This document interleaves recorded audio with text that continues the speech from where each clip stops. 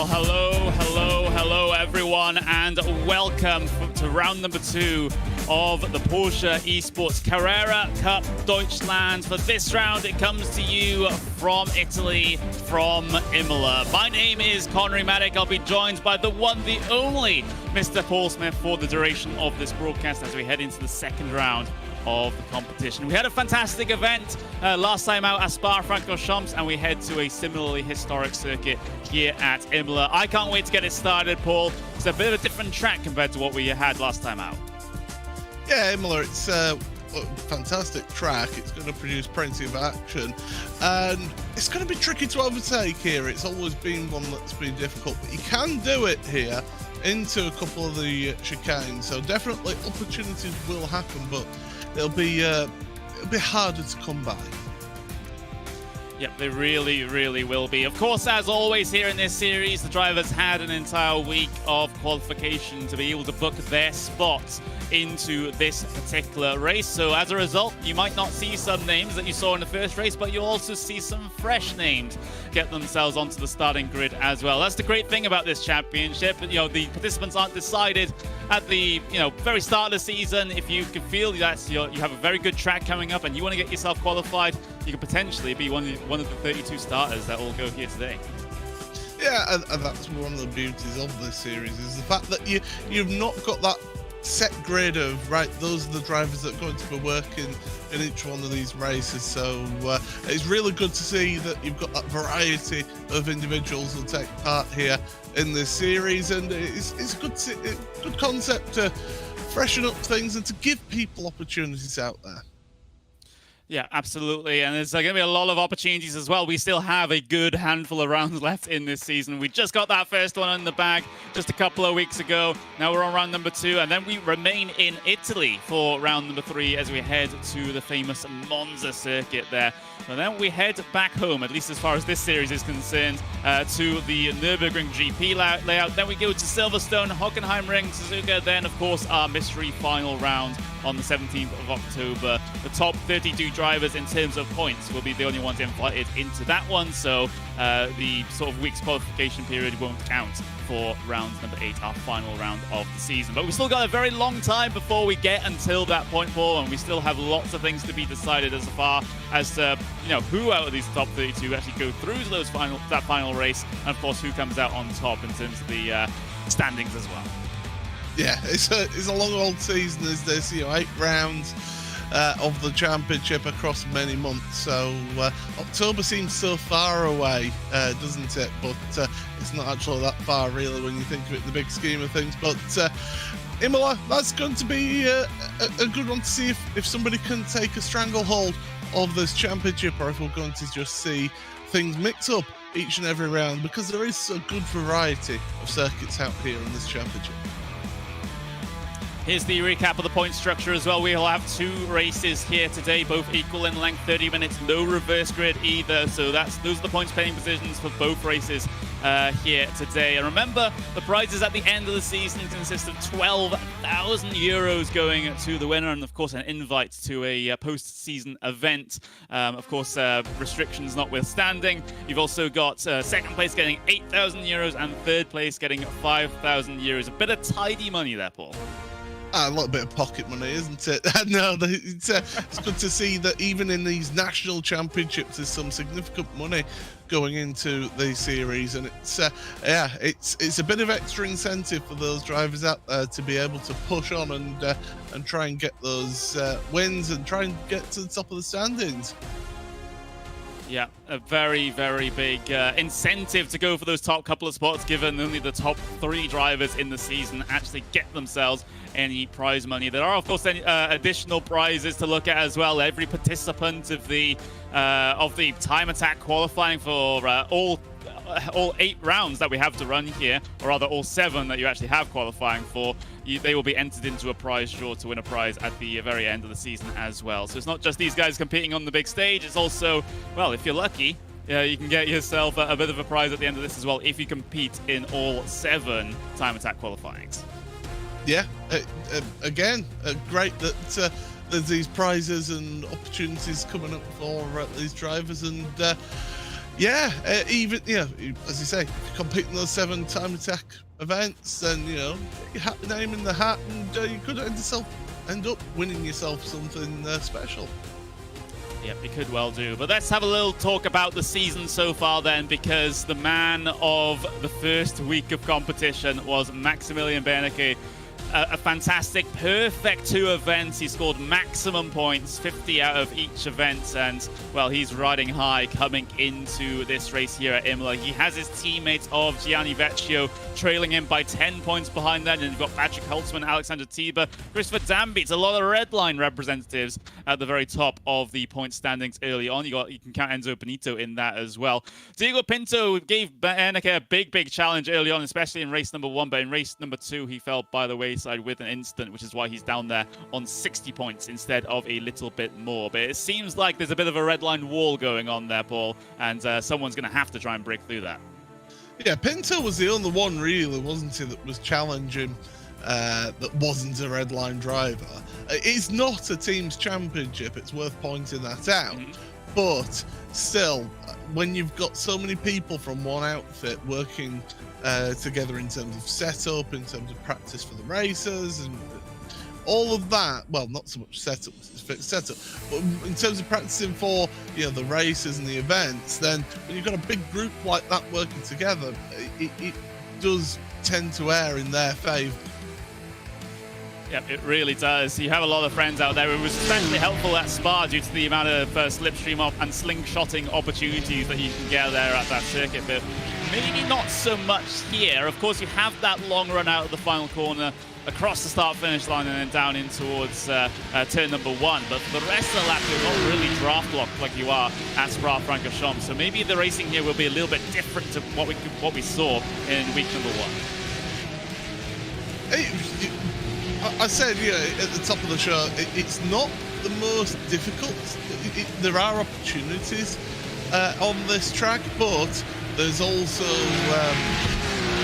it's also difficult to make those moves. So it's not a gimme if you do end up moving forward through the field. So definitely there are opportunities to be had, but it's not easy to come by. But yeah, that blast down that back straight all the way down from Rivazza, which you've just seen the exit of there, carry the speed and the slipstream through. You can attack then into Tamburello. It's not the widest of tracks here though, so moves into Tamburello can be a little bit tricky. Yeah, can be very... well, that's going to be one of your main overtaking opportunities, like you said, though. You also got the hairpin into Tosa. You can go for a dive through there as well, which is going to be very optimistic for any driver who tries to go for that. But you're seeing practice going on at the moment. Drivers are allowed about 20 minutes of practice out there, and we're in the middle of the day here, just past noon in sim time. And of course, all the sessions will carry over from this point. So we're not even at the hottest part of the day yet, Paul. And our track temperature is already sitting at 43 degrees Celsius. So it's going to get quite toasty out there. Yeah, and that's going to be one factor that's going to affect these drivers out here, of course. With it being no traction control, no ABS, there's a lot of zones here, out of chicanes, out of hairpins as well, where there's big acceleration zones. That's going to put a lot of heat into those rear tyres. So looking after your tyres through these races, the 30-minute races, it's going to be crucial to do that if you want to be able to compete towards the end of the race here. Yeah, so those, you definitely have to keep those conditions in mind, you know, because these cars' tires they're not invincible, and if you do overheat them, if you get them sliding out a little bit and you know, out of their operating window, then they can be pretty tricky to come back down into their operating window. So if you do see some drivers have big slides, then they'll be off the pace for a good handful of laps before they can get back onto it. But there's Enzo Benito there at the moment, one of the many Porsche 24 driven by redline machines out there for the moment, looking to get himself a good last couple of laps of practice in before he goes racing here today. And I'll have to say another comment about the weather, Paul. We are using the, of course, a randomly generated weather, and of course, it'll be dynamic from this point forwards, but the randomly generated weather is based on the current current date and season that the sim is set to. And of course, in the rules of this series, it's set to whatever the date of the broadcast is, which is today, the 27th of June. So it's a very hot June day in there in Italy, and iRacing gods have blessed us, or rather, if you're a driver, probably cursed you with a clear sky as well. Yeah, these drivers, they'll have looked at those conditions and gone, oh, why couldn't it be overcast and 20 degrees? Yes, it makes life a lot harder for them, but that's good. It tests these drivers' ability and their capability in this car. So, you know, why shouldn't they be pushed to the limits in terms of their abilities? Yeah, there's going to be an element of tyre management, but so what? That's what you have to do in the real world as well. So, yeah, it's going to be interesting to see how this race pans out. It really is. There's Dino Lombardi out there, Leo Racing Team. Of course, drivers have to be a little bit careful with the track limits here, as they are curbs and white lines, but of course there have been some little areas of the track where the stewards have decided, well, we're going to be a little bit more lenient there, and well, one of those coming up into the Variante Alta, where the track is a bit bumpy and it can throw the car off course, so the stewards have decided that just to let iRacing handle the off tracks with an incident point or a slowdown penalty coming out of that corner. And also the other change was coming out of Villeneuve chicane, which is what Lombardi's coming into at the moment. Drivers are out to push as far, well, as close into that dirt as much as they can. Yeah, getting to use the AstroTurf out there. It's, I mean, if you heard the broadcast that I did yesterday, you know that track limits is something I'm very passionate about, and think that, quite frankly, sometimes we're a little bit too lenient in allowing the drivers to get away with things, but you know, there are times when it's sensible to allow allowances, and that's what's happening here. Going through here, Acqua Minerale, one of my favourite corners in all of motorsports. It's a very underrated corner with downhill braking. It's so easy to lock up a wheel, and it's such a tricky corner. There's Variante Alta. You can go all the way out there, as long as you don't pick up that instant point. And of course, these drivers are limited with the amount of instant points that they can pick up throughout this race. So they're going to have to be careful, because it's tight pack racing. If you end up making contact with somebody, that's 4 points already against your name in that race for instant points. So you know, you've got to be careful not to accumulate too many. Yeah, we are, of course, we had some appeals come in afterwards, and some drivers also got themselves reduced points penalties as well over the course of the previous week's competition. And of course, at that point, you know, you're considering still, if you, like you said, if you're on those like sort of 4 penalty points already, then yeah, it gets a little bit sketchy for you deeper in the season, because the penalty points do not get themselves refreshed, do they? So it's it starts to get a little bit concerning as you go deeper into the season, and you've thrown the ire of stewards a few too many times. You'd be on the edge of a race ban, if not worse. Yeah. And that's one of the beauties of this, the fact that we have got those stewards making those decisions as well. It's really good that we've got that team there to keep an eye on everything and make judgments on incidents. Hopefully there won't be too many for them to have to rule on here. And of course, after the event, your drivers can ask for clarifications or appeals and things like that. So it's good that we've got this as a format here, and for these drivers to basically, you know, if you get the ire of the stewards, you know, things aren't going to go in your favour if you keep on sort of pushing them throughout the season. Certainly not, and of course they'll be looking for those sorts of patterns of behaviour over the course of the season as well. You know, this you just got to make yourself look good. That's all I'm saying with regards to some of the problems that could potentially arise out there. But of course, we've got 6.5 minutes left in practice at the moment, so drivers continuing to acclimatise with the track conditions at the moment. Big pack of cars here heading their way down through Acqua Minerale and then back up the hill towards the Variante Alta. Sergio Ferrerio there in the Obsidian racing car, and I gotta say, it's good to see Usually, what we would see in these sorts of top-level events are a lot of the Porsche Carrera Esports Super Cup drivers. But of course, this series does give drivers from, that perhaps not able to qualify themselves into that big competition to be able to get themselves some representation on the national stage as well. Because otherwise, we won't be seeing some of these guys if we allowed everyone in the service to join. Yeah, absolutely. We saw the Minuti car there and Matska in the pit road. That's another one that we've not seen in the World Championship in the Porsche Carrera Esports Super Cup. But it gives these national championships give those people who haven't quite got themselves qualified previously an opportunity to compete against those drivers who have been at that highest level, to see how they are, to see what they need to do, how they can progress and improve themselves as drivers, and see what areas they need to maybe just work on just to get that. The main thing that you find with those drivers that are competing week on week in the Porsche Carrera Esports Super Cup is the level of consistency that they have, the ability that they have to be able to just push lap after lap after lap, be within a tenth of a second of their best lap time, lap after lap. That is something that you need to work on and to be able to achieve. There are drivers who will specialize in certain circuits, who will shine at certain circuits, but then get them to any other circuits and all of a sudden they're nowhere because it's not their favorite circuit and they haven't spent a couple of 100 hours doing laps around it. So it's a good opportunity for those drivers who haven't previously qualified for that championship to see what it is, where they stand against those drivers, and see what, right, I need to maybe work on breaking into a corner, or working on feeding my throttle, things like that.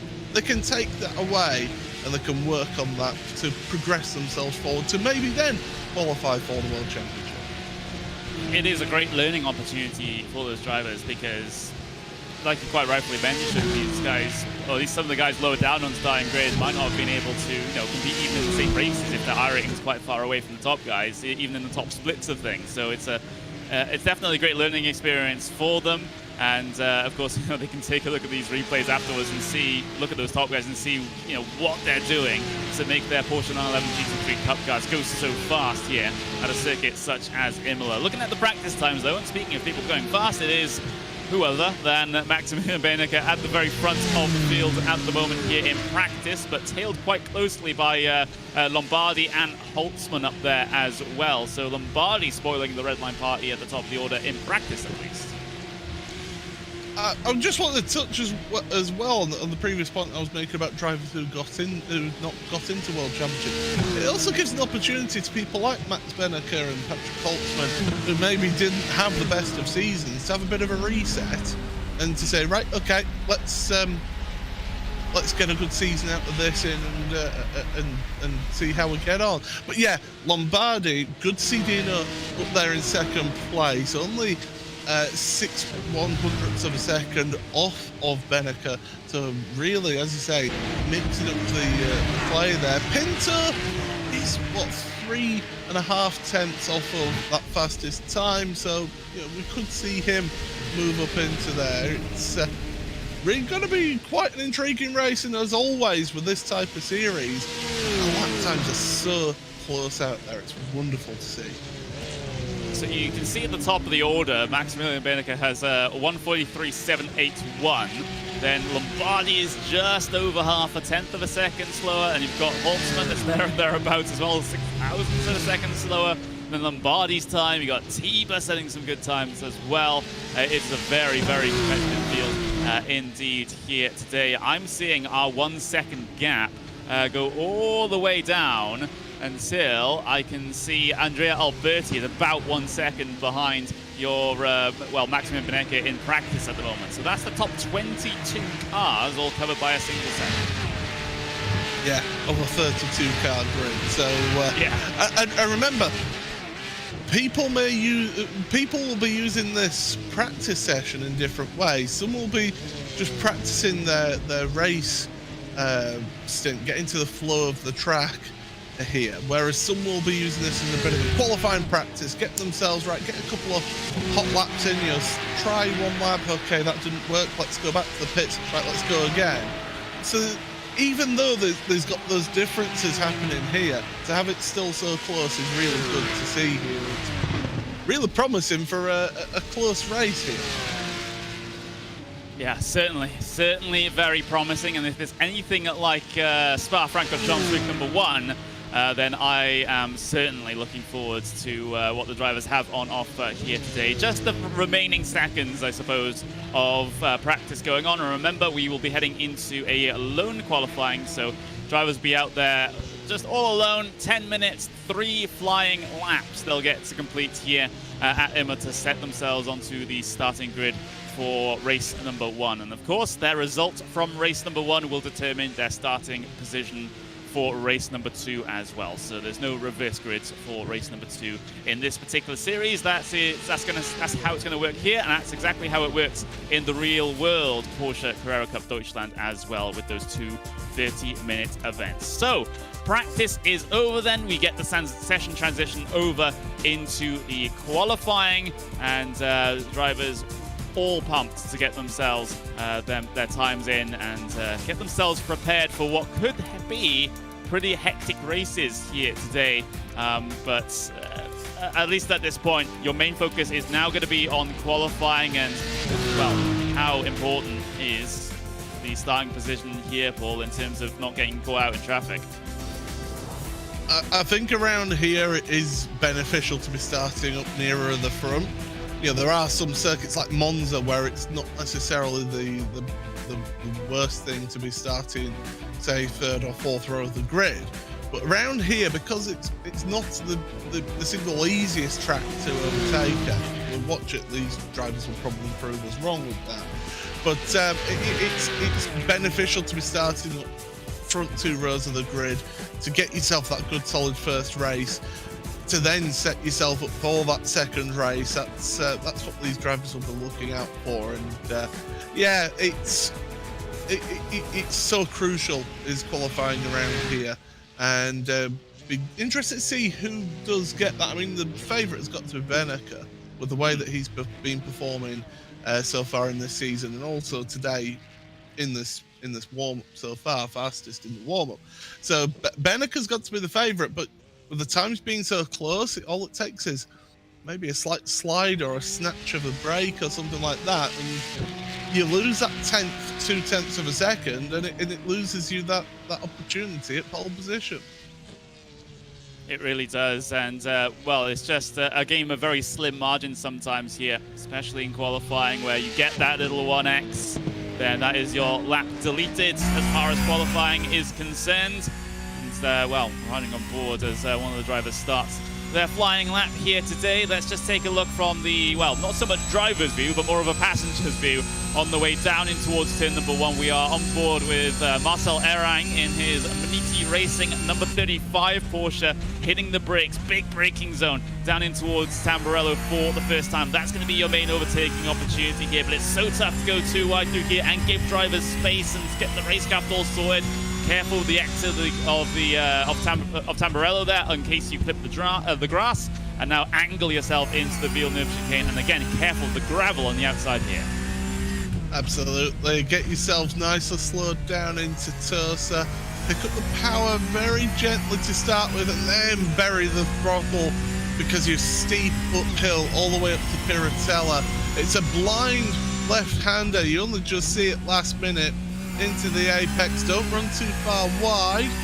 Get away with that. Then plunge back downhill into Acqua Minerale. One of the most difficult corners on the circuit here because you're turning and braking.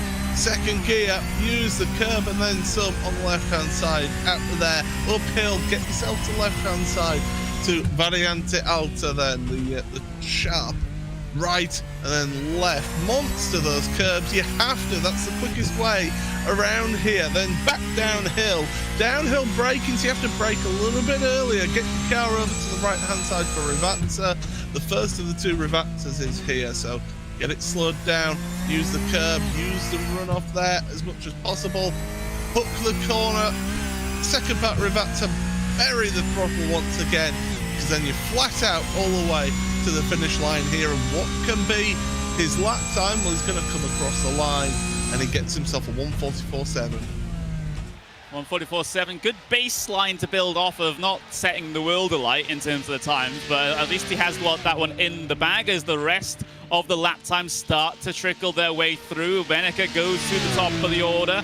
Dan Beats in second place. David Williams with a decent lap up into third at the moment. That's great from the Coanda Sim Sports driver, mixing it in at the very front there. Pinto in fourth place at the moment as Tiba comes across the line in P5 for his first lap of qualifying. Dino Lombardi now coming out of the final corner. Let's see what Lombardi is able to do. He set a pretty good time in practice. Does he carry that over into the qualifying session? Not so much, but that's something he can build off of.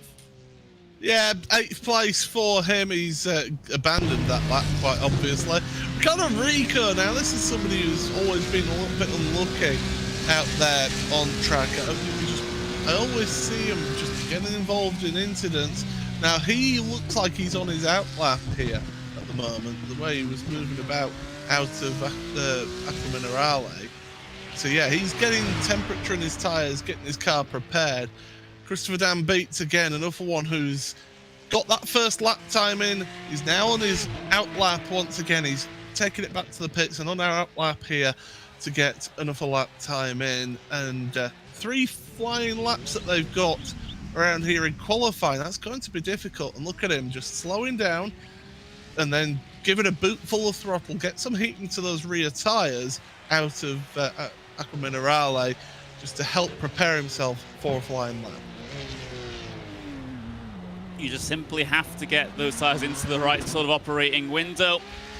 Another little movement there, and now out of Variante Alta on the charge down the hill towards those two, those 2 final corners right at the very end here of fantastic lap of Imola. So into the left, and well, soon we'll get ourselves a qualifying lap started for Beneke once again. And well, that's the number 5, so that's Christopher Dan Beats that we're watching. So he's heading his way out of the final corner now. So currently P number 2 here for Dan Beats. Across the line with 4 minutes to go. Plenty of time to get himself the time set here. And let's see how the driver number 5 negotiates this Imola circuit. It's personal best of a 1:43.842. He has to beat Maximilian Beneke's 1:43.752. So it's around about just over a 1/10 of a second that he has to find out there on circuit somewhere. Well, he's leaving hundredths of a second on the table with how much he was having to work the wheel out of Tamburello there. He was a little bit sideways on the throttle on the exit of Tamburello chicane. So he is pushing the limit. He's giving it absolutely everything. It's intriguing to see how he compares to Max Beneke as they're going to Piratella once again.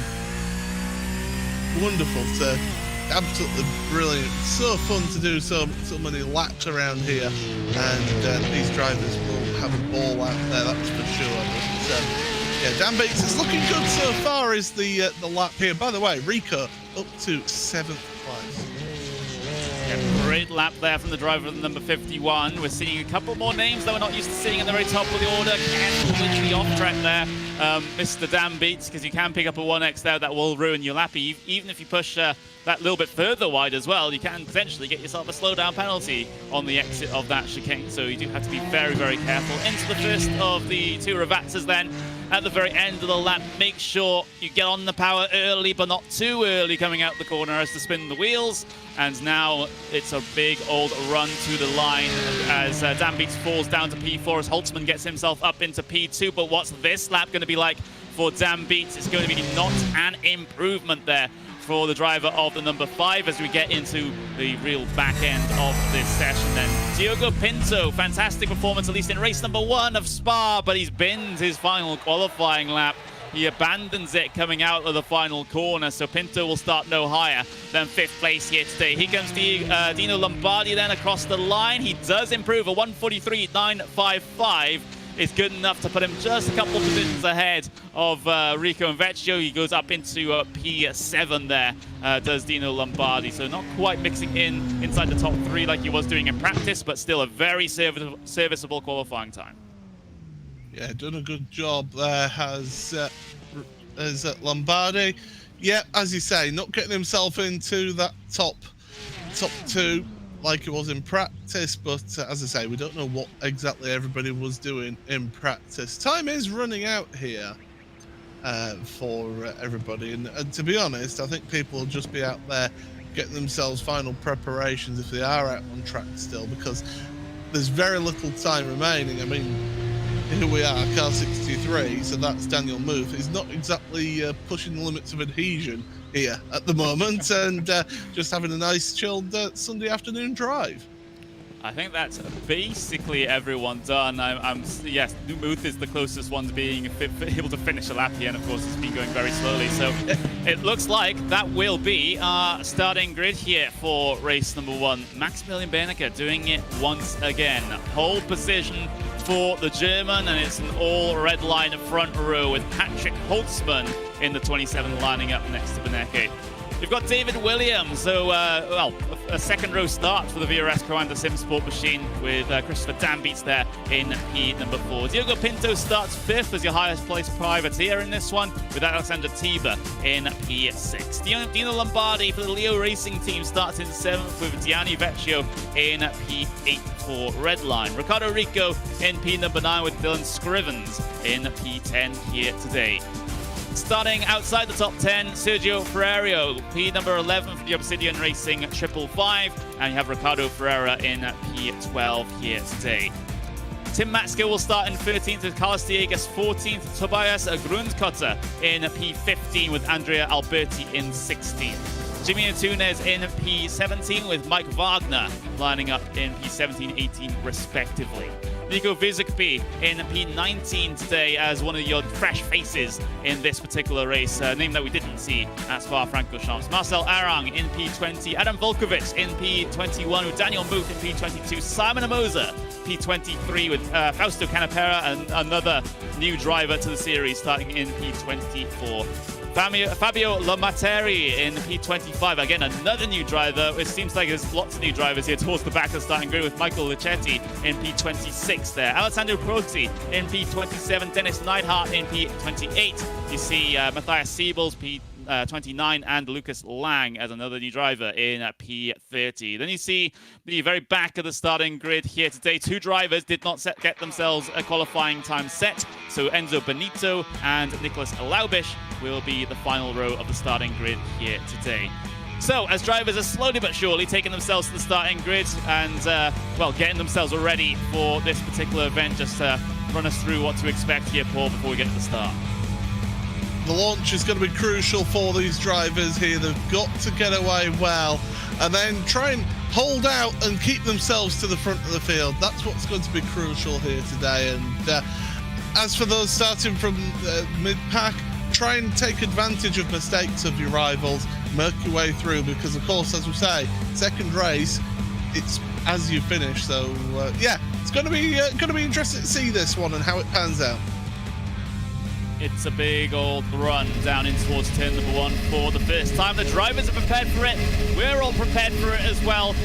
Round number 2 of the Porsche Esports Carrera Cup Deutschland gets underway here at Imola, and it's a brilliant launch from P3 from David Williams. He passes Holtzman already, and now he's challenging for the race lead down in towards turn number 1. Benecke able to hold on to the inside line, and he keep David Williams at bay, but Holtzman losing that position. That one's going to hurt. Dambeats had an absolute nightmare off the line, bogged down, and then just got a bunch of wheel spin. He could not have got a worse start. He's dropped himself down to 13th from the start. Big incident at the field of chicane. Multiple cars involved. That's a big one. That is a very big one indeed. I'll have to try and keep track of who was involved, who was the instigator of that one. Ferraria was all over the back of Ferrario, so I'll say that 2 times fast.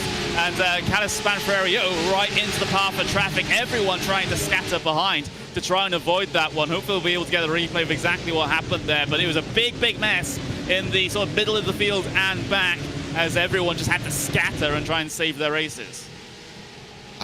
Yeah, well, if we get a replay of that, I would love to see a replay of the point of view of Dan Beats from the get-go, because he just bogged right down at the start and went backwards through a very expensive Porsche showroom, that's for sure. But these drivers working their way through it's lap one, you're on edge, you're trying to take advantage of the colder tyres for the time being, but then you've got to get yourself into a bit of a rhythm, get yourself comfortable out there. But David Williams is putting Beneke under pressure already here. He's got the slipstream now. He's dragging along a whole queue of cars behind him as well. And he is dragging along Holtzman. He's dragging along Pinto as well.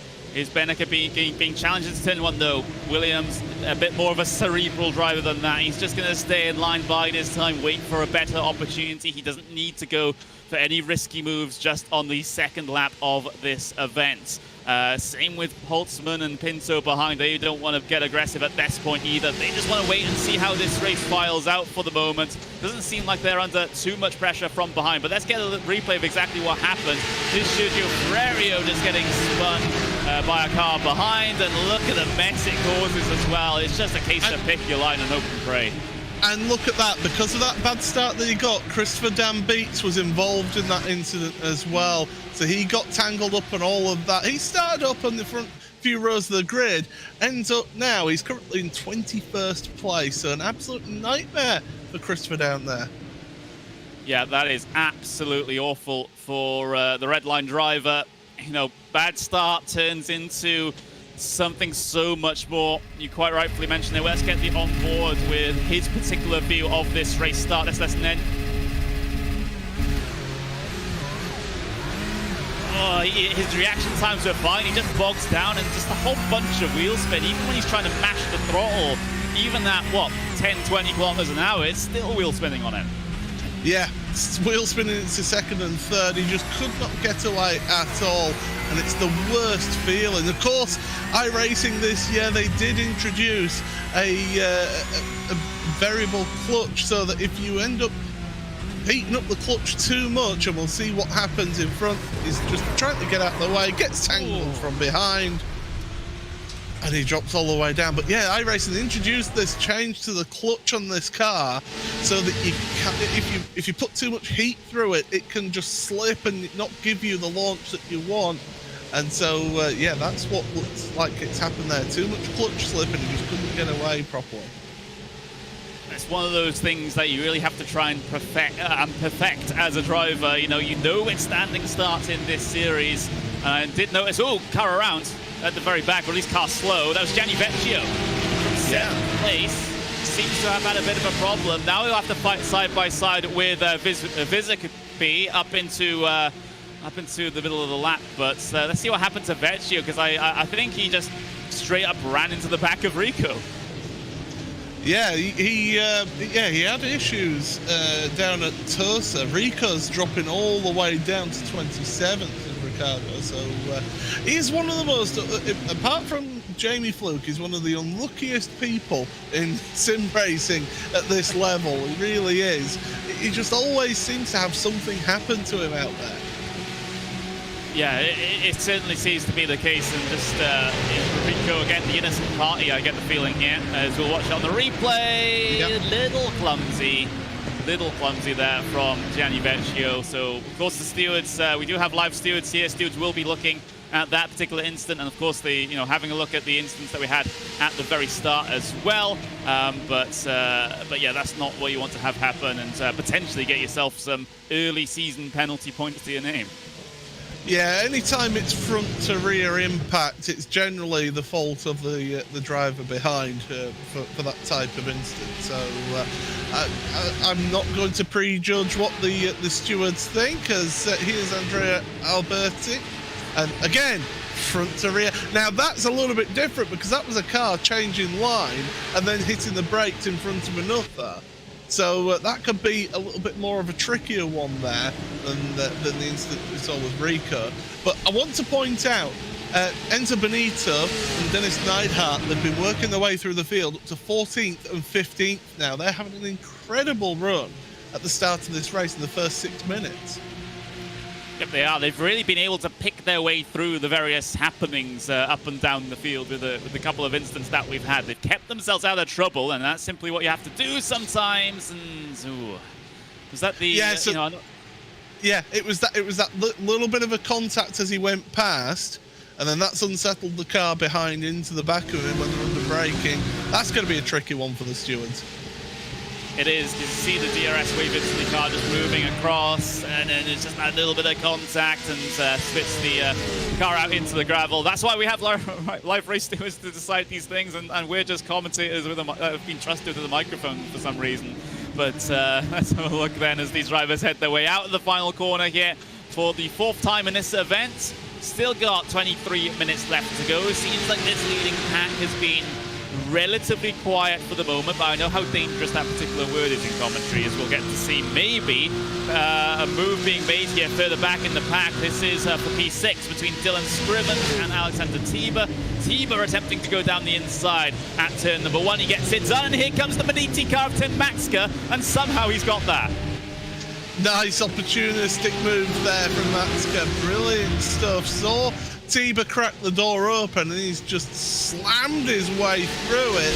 Scrivens won't give up this one without a fight, but that Maniti car is now in front and will be looking to try and tag onto the back of Tiber and move his way forward. So 2 places lost for Scrivens, and now he's got a little bit of a irate Vecchio right behind him now.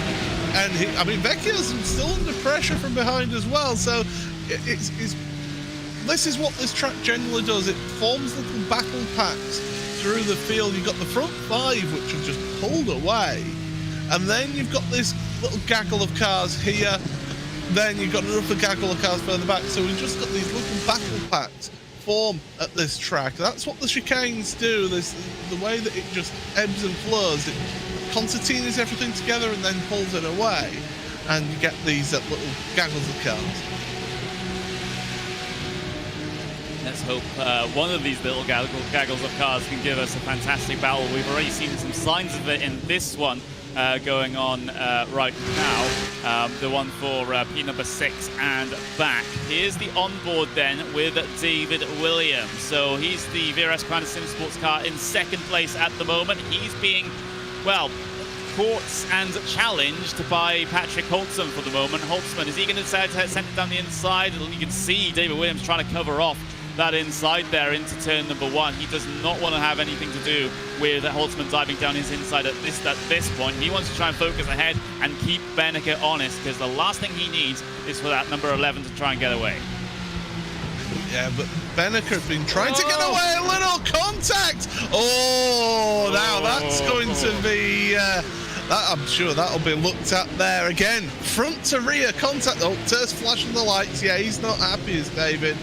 And well, Patrick Holtzman got into the back of him, and well, there was only one place that Williams was going, unfortunately. Yeah, that was well, yeah, front to rear contact once again. Like you said, there's been so much of that over the course of this race, and now Patrick Holtzman is under risk of getting a penalty here. Now there's a lot on the stewards' plates at the moment. We just had a decision come through for the start, one of the instances at the start of the event. There's Patrick Holtzman just about running into the back of Williams there, sending Williams out into the gravel. Thankfully, though, Williams, well, thankfully for Williams' race, he didn't spin all the way around and have to try and rejoin the circuit. He was able to keep it pointed in the right direction, so he cycles out in 5th place, but a considerable margin off of this leading pack now. Yeah, and that's the thing that will really ire him, is the fact that there is that gap now has formed, and he's lost the slipstream there. I will say, though, you generally, where there's a track where there's a lot of chicanes involved, and we've got three of them here at this track, it's so easy for you just to make just the slightest of contact, and when you're talking about tenths of seconds or hundredths of seconds of difference between the drivers out there, yeah, you are going to get those little bit of contact, but at the end of the day, it's not for us to decide, thankfully, because I'm glad I'm just here in the commentary box talking about it. But yeah, there was nothing malicious, I don't feel, in that, though. It was just a mistake, but it's how the stewards see it.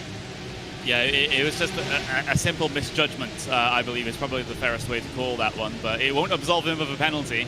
Stewards, they just have to look at the facts of the situation rather than the reasoning of the situation sometimes. But having a look deeper in the pack, battle for 15th between Dennis Neidhart, Matthias Siebels, Lucas Lang. You got Christopher Dambeats on a recovery drive at this point as well. We've had a couple of decisions come through, though. In particular, one with Ricardo Ferreira, who's car number 13. He was given a 5-second post-race penalty due to his role in causing that big old pile-up out of turn 4. It's not going to really make much matter to the result of his race, but it will be the penalty points that's associated to that, isn't it? That's a key thing with them even giving those penalties. Because you might think, if you're watching this, thinking, well, what's the point in giving a driver who's retired into the pits a 5-second penalty? It's the penalty points that are associated with that, which is what matters. And that's why the stewards will still give a decision like that. Dambeats tried to make a recovery drive here. That's not... You can make the move into reverser, but it can compromise your run out of the corner, and that can give the car that you're overtaking the opportunity to fight back. And that's looking like what's happening here. Yeah, it does look like, once again, they'll have a little bit more of a scram. Dambeats on the defensive down in towards turn number 1. As a little bit of swapping. Oh, Holtzman. Yeah, I was just noticed that he dropped down the timing tower. Holtzman. Now, has he been instructed to give a position back here? Because he's going very slow. He must be instructed by the stewards to give the position back here. Yep, he has. So the 27 has to drop back behind the number 31, and that's exactly what you're seeing happen on your screen right here on the run all the way up the hill. And there we go, slotting in behind David Williams. So David Williams gets promoted back up into, well, not back up into 4th place, but at least he gains 1 position back up into 4th after Holtzman has to take that penalty, or rather that steward's instruction to get back behind Williams. And that's it. It's the stewards are finding you at fault, but at the same time, it's a kind of penalty without actually being hit with a penalty. If that makes any sense. I don't think it made any sense to me. But yeah, it's the right decision, I think. You need to redress that position there in that sort of situation, and it's good to see that that decision has been made.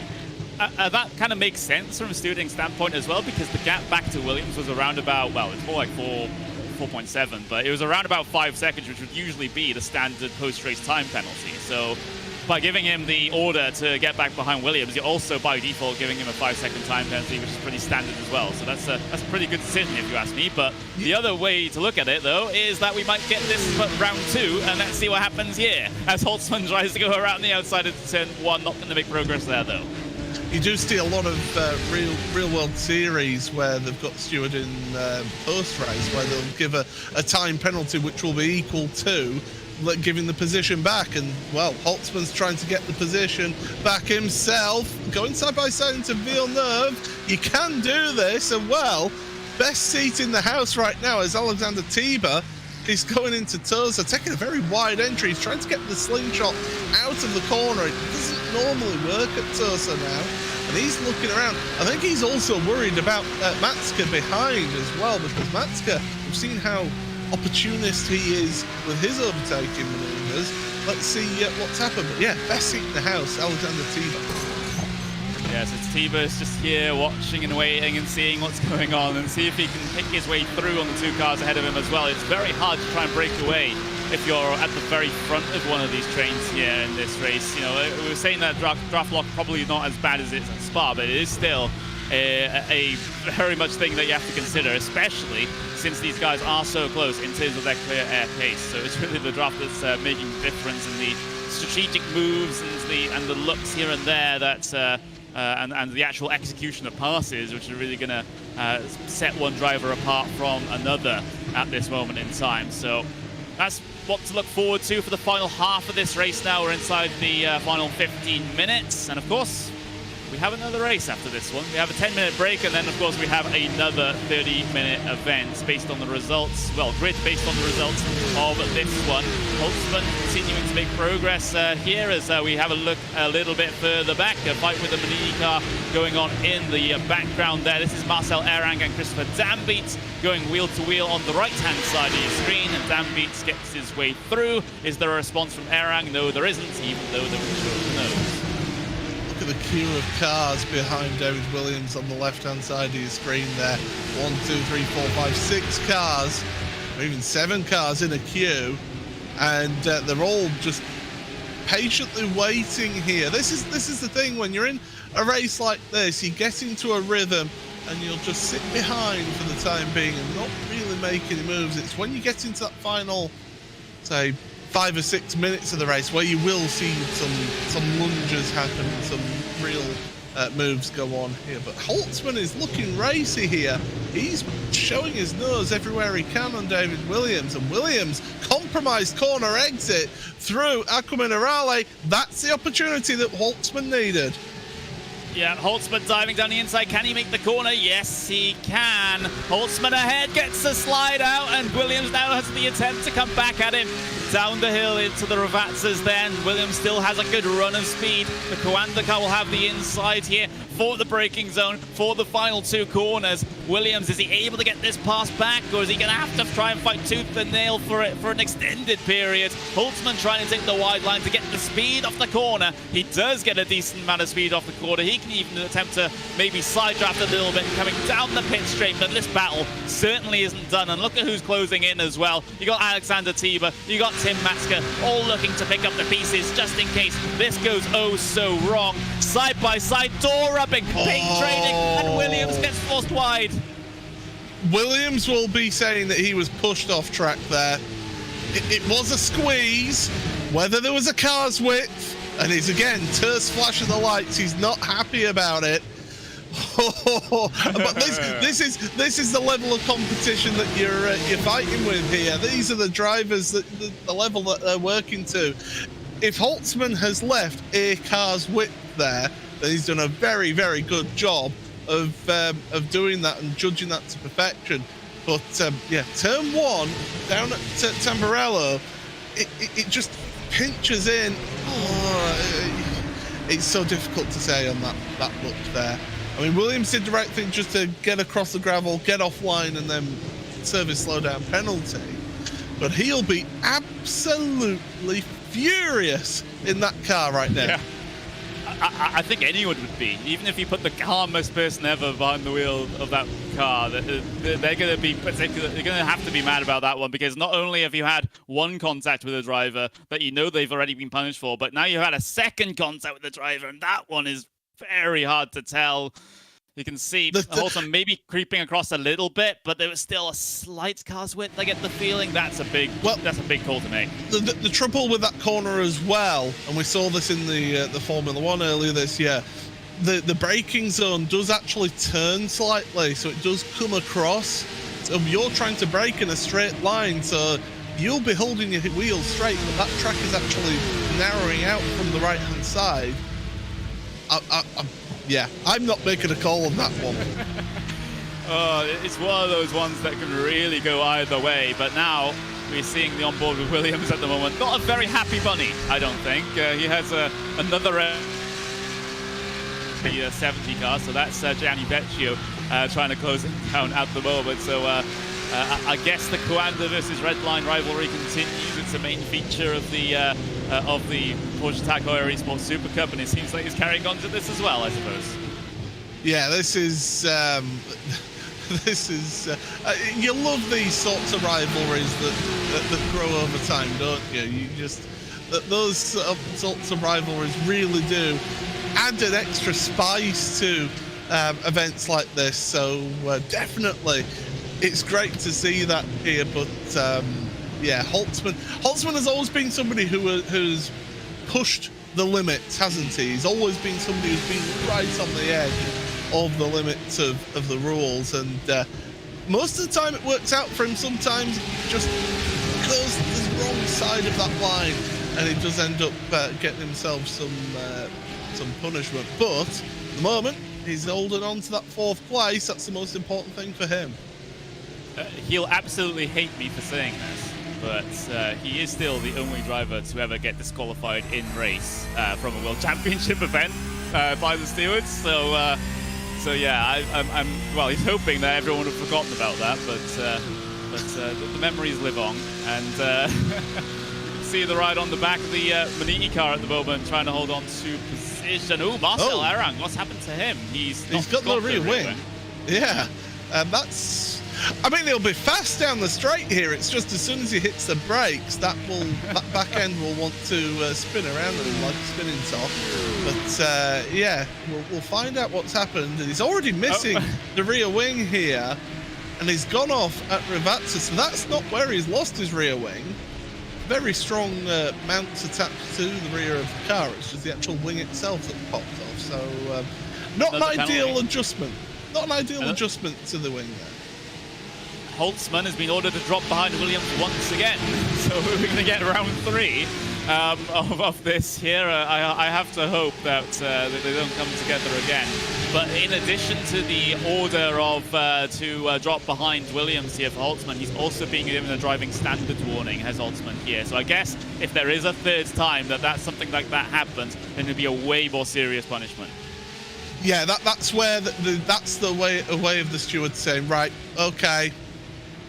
That's your warning now. You've had your 2. You do it again, we're putting a heavier penalty on there. It's kind of like in football where you get a warning, you give a strong tackle, and you give away a foul, and you do another one 5 minutes later, and the referee has a word with you and say, look, you carry this on, you're going to end up in more trouble.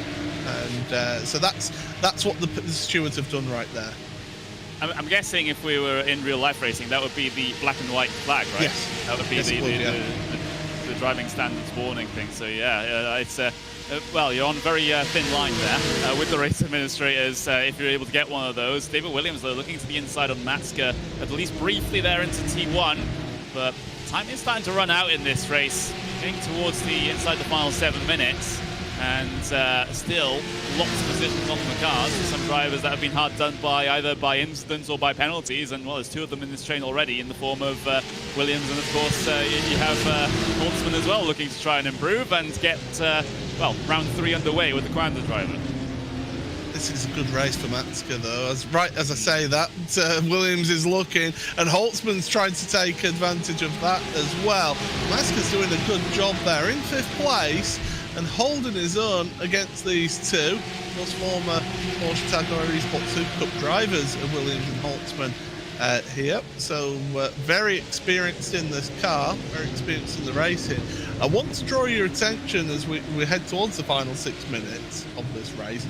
Diogo Pinto is keeping Max Benneker very honest indeed up at the front of the field on your timing bar on the left-hand side of your screen there. So he is definitely keeping in the slipstream, and he's keeping him honest. So we saw this in round 1 of the championship, how Pinto really pushed Benneker in that first race of the season. We're getting this once again.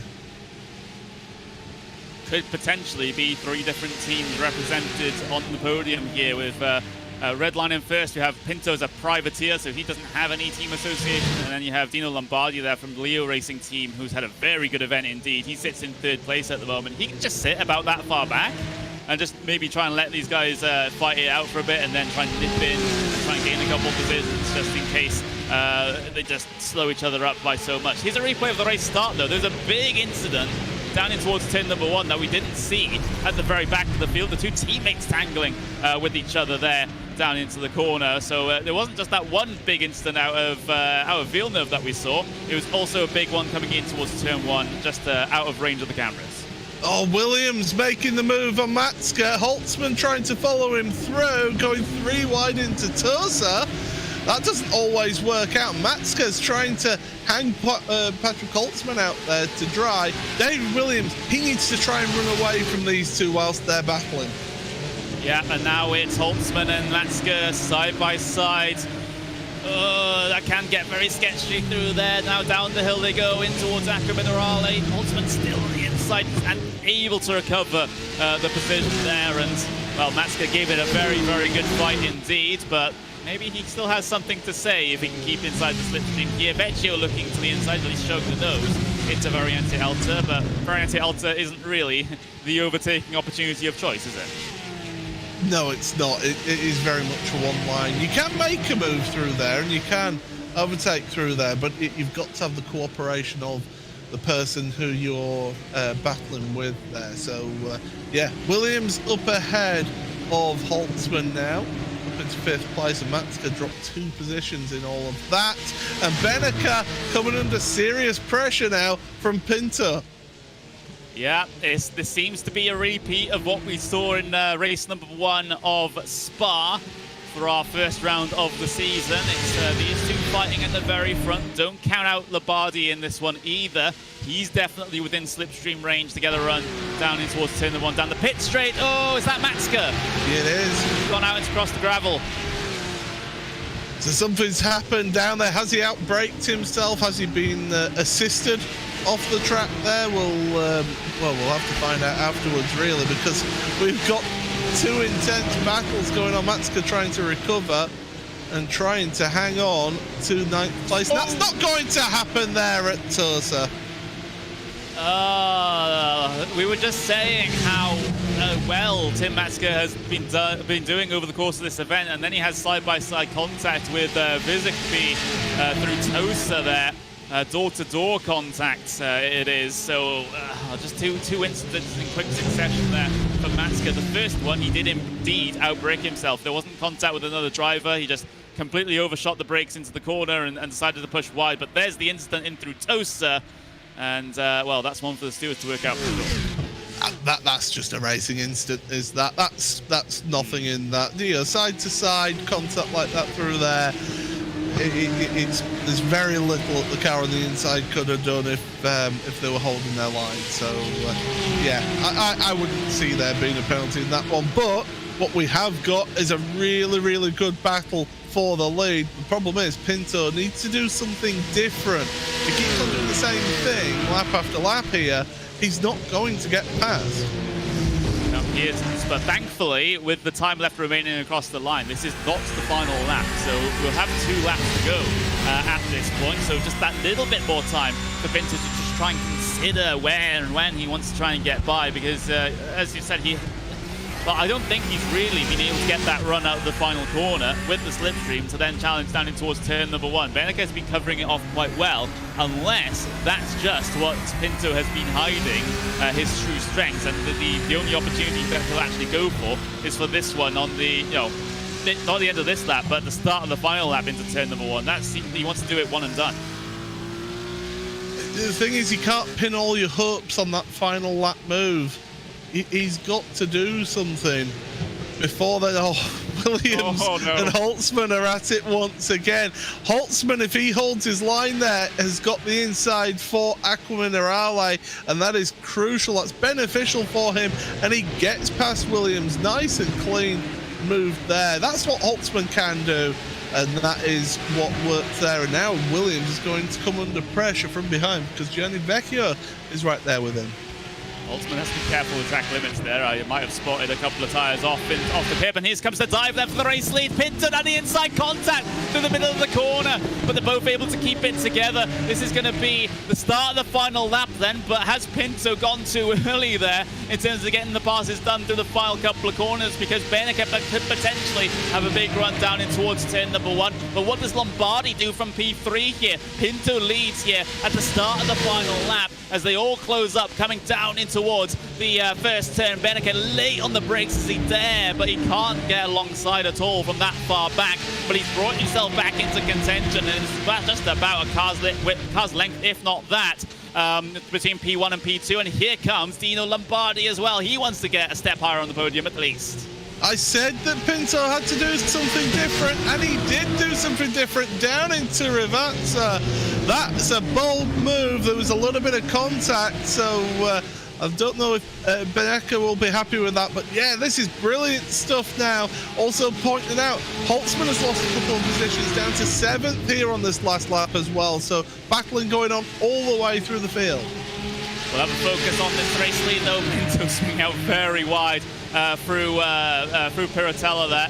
Again, careful of the track limits as defined by the race administrators. But now, coming up the hill for the final time here in this event, does Beneke dare pull off the move that Pinto pulled off on him in towards the two Revatzers at the end of the lap? Of course, there's going to be no opportunity here through the chicane, but can Beneke get the run required? He's almost there, but it's going to be a big lunge for Beneke to try and do anything about this race win at the moment. Beneke looking for a line. There's the early defensive move from Pinto here. Beneke can swing his way in, or can he? Is there an inside line for the final corner there? Pinto's messed up his line completely, but he still is able to get ahead and still is able to get speed out of the corner. It's going to be a drive to the line between these two, but Beneke just does not have the legs, as Pinto will win race 1 here at Imola by a car length.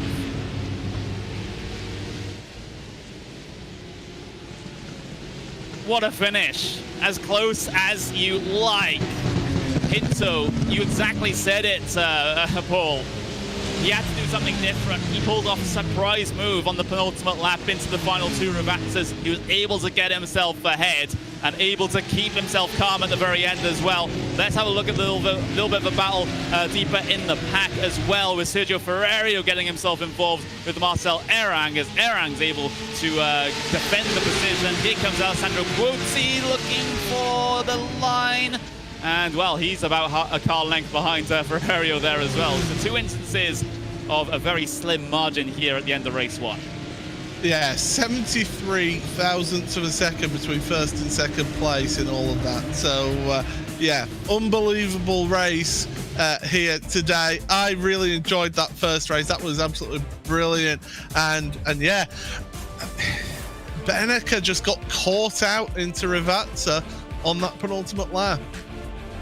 He got caught out. That's as simple as it. Of course, there was a little bit of contact through the middle of the corner, which the stewards will look at as well, but we'll get news on that soon. But here are the unofficial results from race number 1. Diogo Pinto, by 73 thousandths of a second, gets the win over Maximilian Beneke. How about that? That's, you know, you rarely see a gap less than a tenth of a second here in this sort of racing at the end, but we've seen it here today in race 1. Dino Lombardi, again, a great finish and a very consistent drive from the number 78 driver of Leo Racing Team. He gets himself onto the podium for race 1 as well. Alexander Tiba, P4, with David Williams, P5, and recovering up into P5 after he got contact twice from Patrick Holtzman. Gianni Vecchio in 6th with Patrick Holtzman 7th. Dylan Scrivens with a decent race up into P8. Enzo Benito 9th. That was from near enough the back of the field. He was the final row in the starting grid, and he gets himself up into 9th place. So that's a brilliant drive there from Enzo Benito. Nico Vizukbi, as his first appearance in this series, finishes inside of the top 10. Let's have a look at the rest of the field, though. Simon Amosa in P11, Tim Matska P12, Christopher Dambeat, he was in the wars over the course of this race as well. He's down in P13. Adam Volkovich in P14 with Dennis Neidhart in P15, Lucas Lang 16th, Matthias Siebels 17th with Marcel Erang 18th, Sergio Ferrario finishing 19th, and Alessandro Quozzi rounding out the top 20.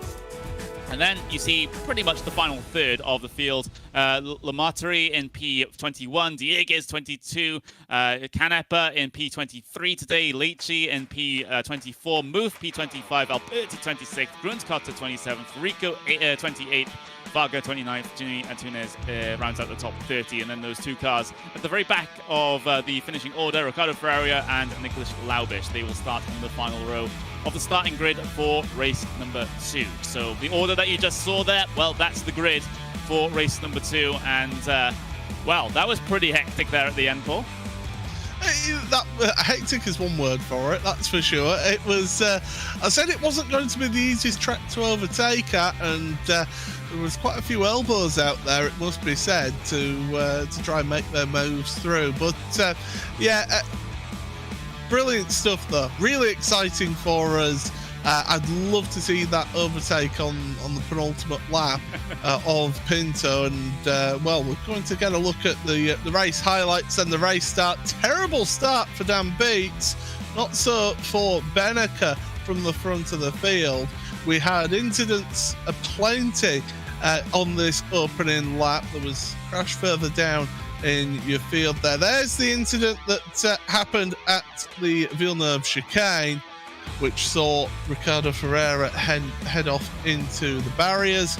And then, well, more action through Rivata following the slipstream. You saw that queue of cars. It separated out through the race, did this field, and Gianni Vecchio was the one at the back of the grid there. More drama and excitement up at Piratella. Little bit of a contact between the two of them, and the number 10 gets deposited off to the side of the track. That was Andrea Alberti. And then Tim Matska, we were saying what a good race he was having out there today. Unfortunately, at the end of the race, got involved in an incident, got himself off across the gravel. But I was really enthused by his driving there today, and he was showing some good performance out there, Connery.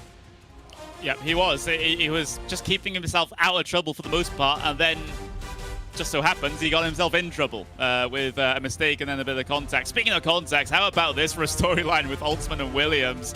Not having just one bit of contact, but they had two bits of contact here today. You can see the flashing of the lights in frustration there from David Williams after that first bit of contact, and there's one a little bit later on as well, which forced him wide through turn number 1. There's the serving of the penalty from Patrick Holtzman, trying to get the car slowed down and, well, showing the nose and some such. But there's the passes being made from number 5. That's Dan Beats on his recovery drive after that awful start. He just did not get away off the starting grid. He had a whole bunch of wheel spin, and, well, that made his task so much tougher for the rest of the race.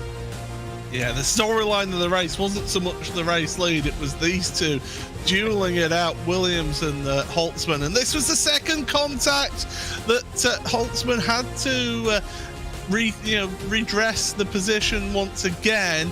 He did make a clean move further on in the lap, or in the race, should I say, down at Aqua Minerale. It was a very good move, actually, from him. Rear wing missing from his car. It was all race for the 35, but I tell you what, I'm impressed that Erang was able to carry on and keep the car on track for so long.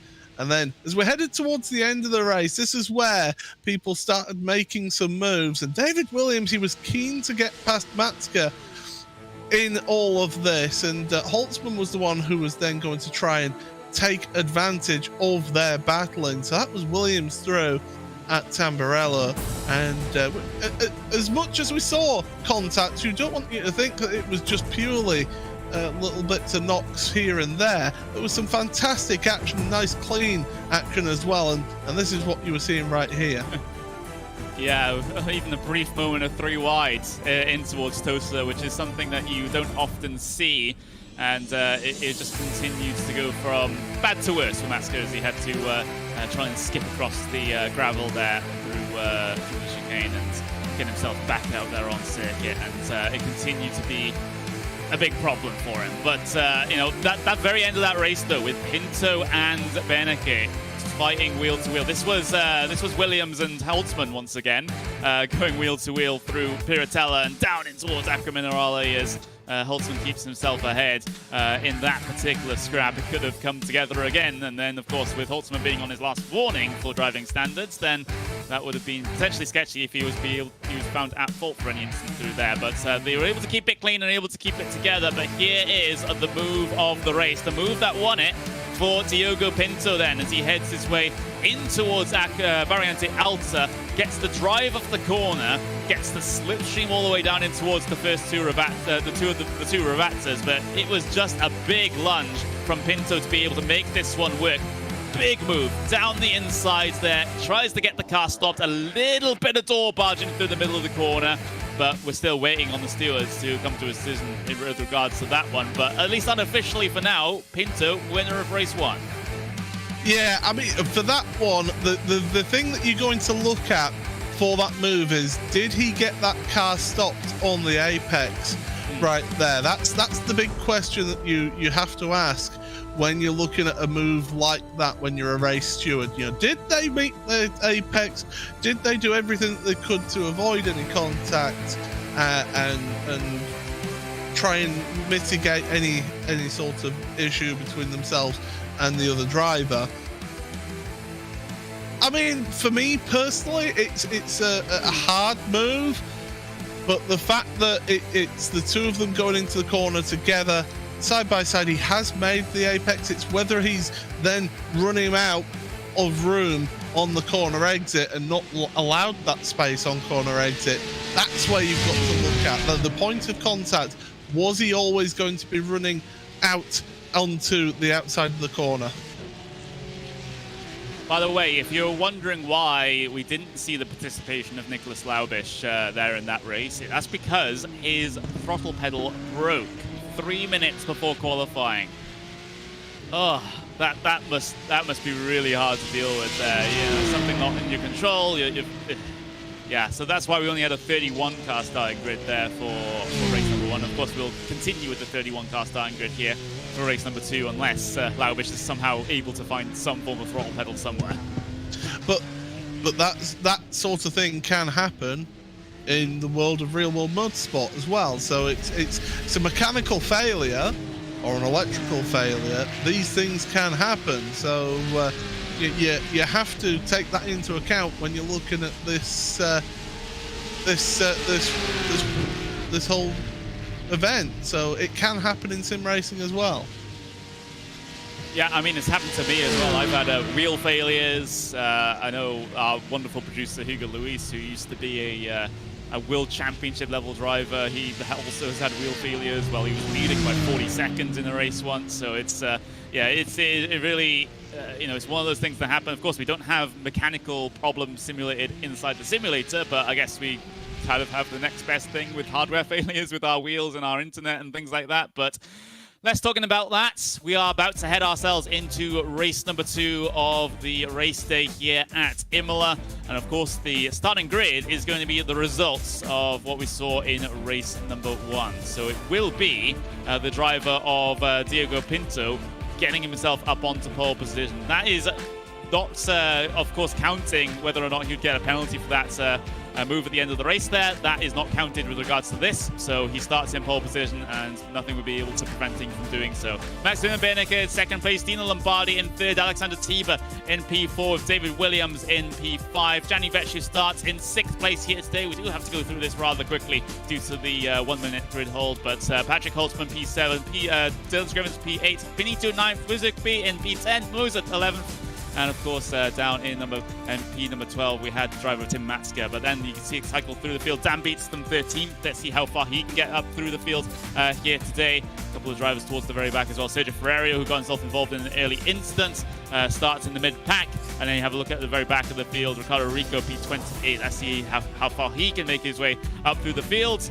And then, of course, we can get ourselves ready and waiting and hopefully get this race started in just a couple of moments' time. Race number 2 here in the Porsche Esports Carrera Cup Deutschland is about to get itself underway with Diogo Pinto on pole position. Some drivers had trouble starting the cars last time. Let's see if there are any issues this time. I don't think there is, as we get ourselves set and ready and racing down in towards turn number 1 here in race number 2. Pinto leads from Berneke, from Lombardi here. It's a side-by-side battle, though, between Tiber and Williams. And, a little bit of contact between the two. Tiber spits out wide, almost out into the gravel. He flashes the lights, and now Holtzman's having a look on his good old friend, David Williams.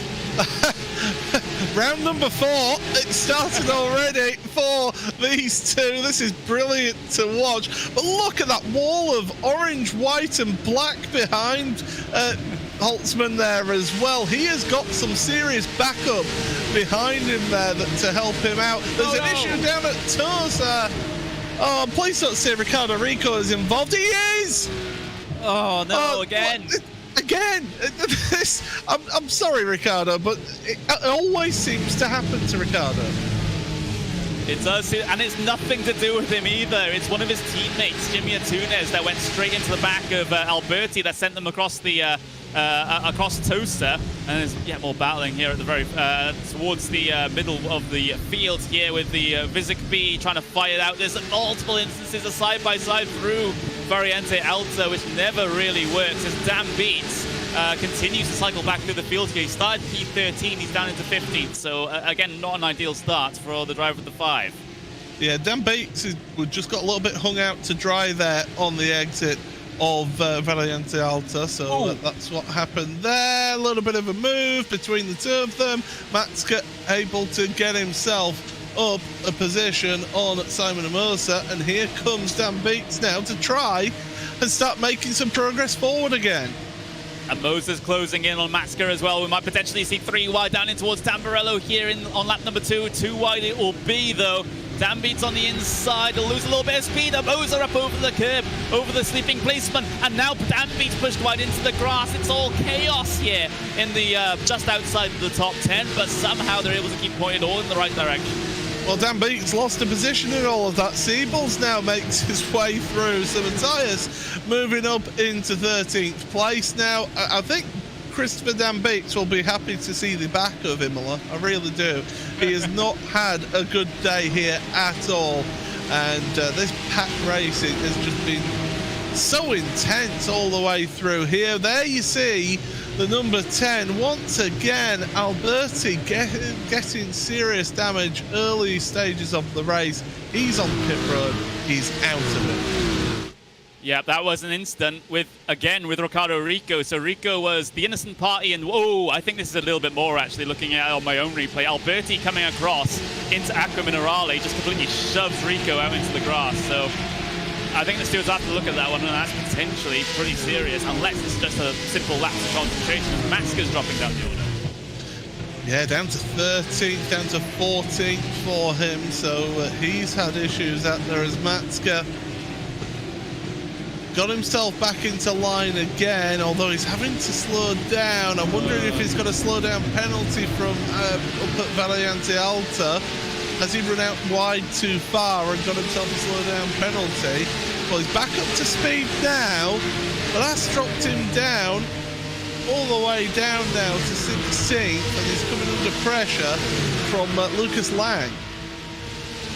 He is, and a big gaggle of cars here for the back. Ricardo Ferreira trying to, well, fight with and also fend off his teammates there back in these positions. Just side, I would say, of the top 20. Lucas Lang also trying to hold on there in that number 73 Porsche there as well. But let's have a little look. This is the incident on lap number 1.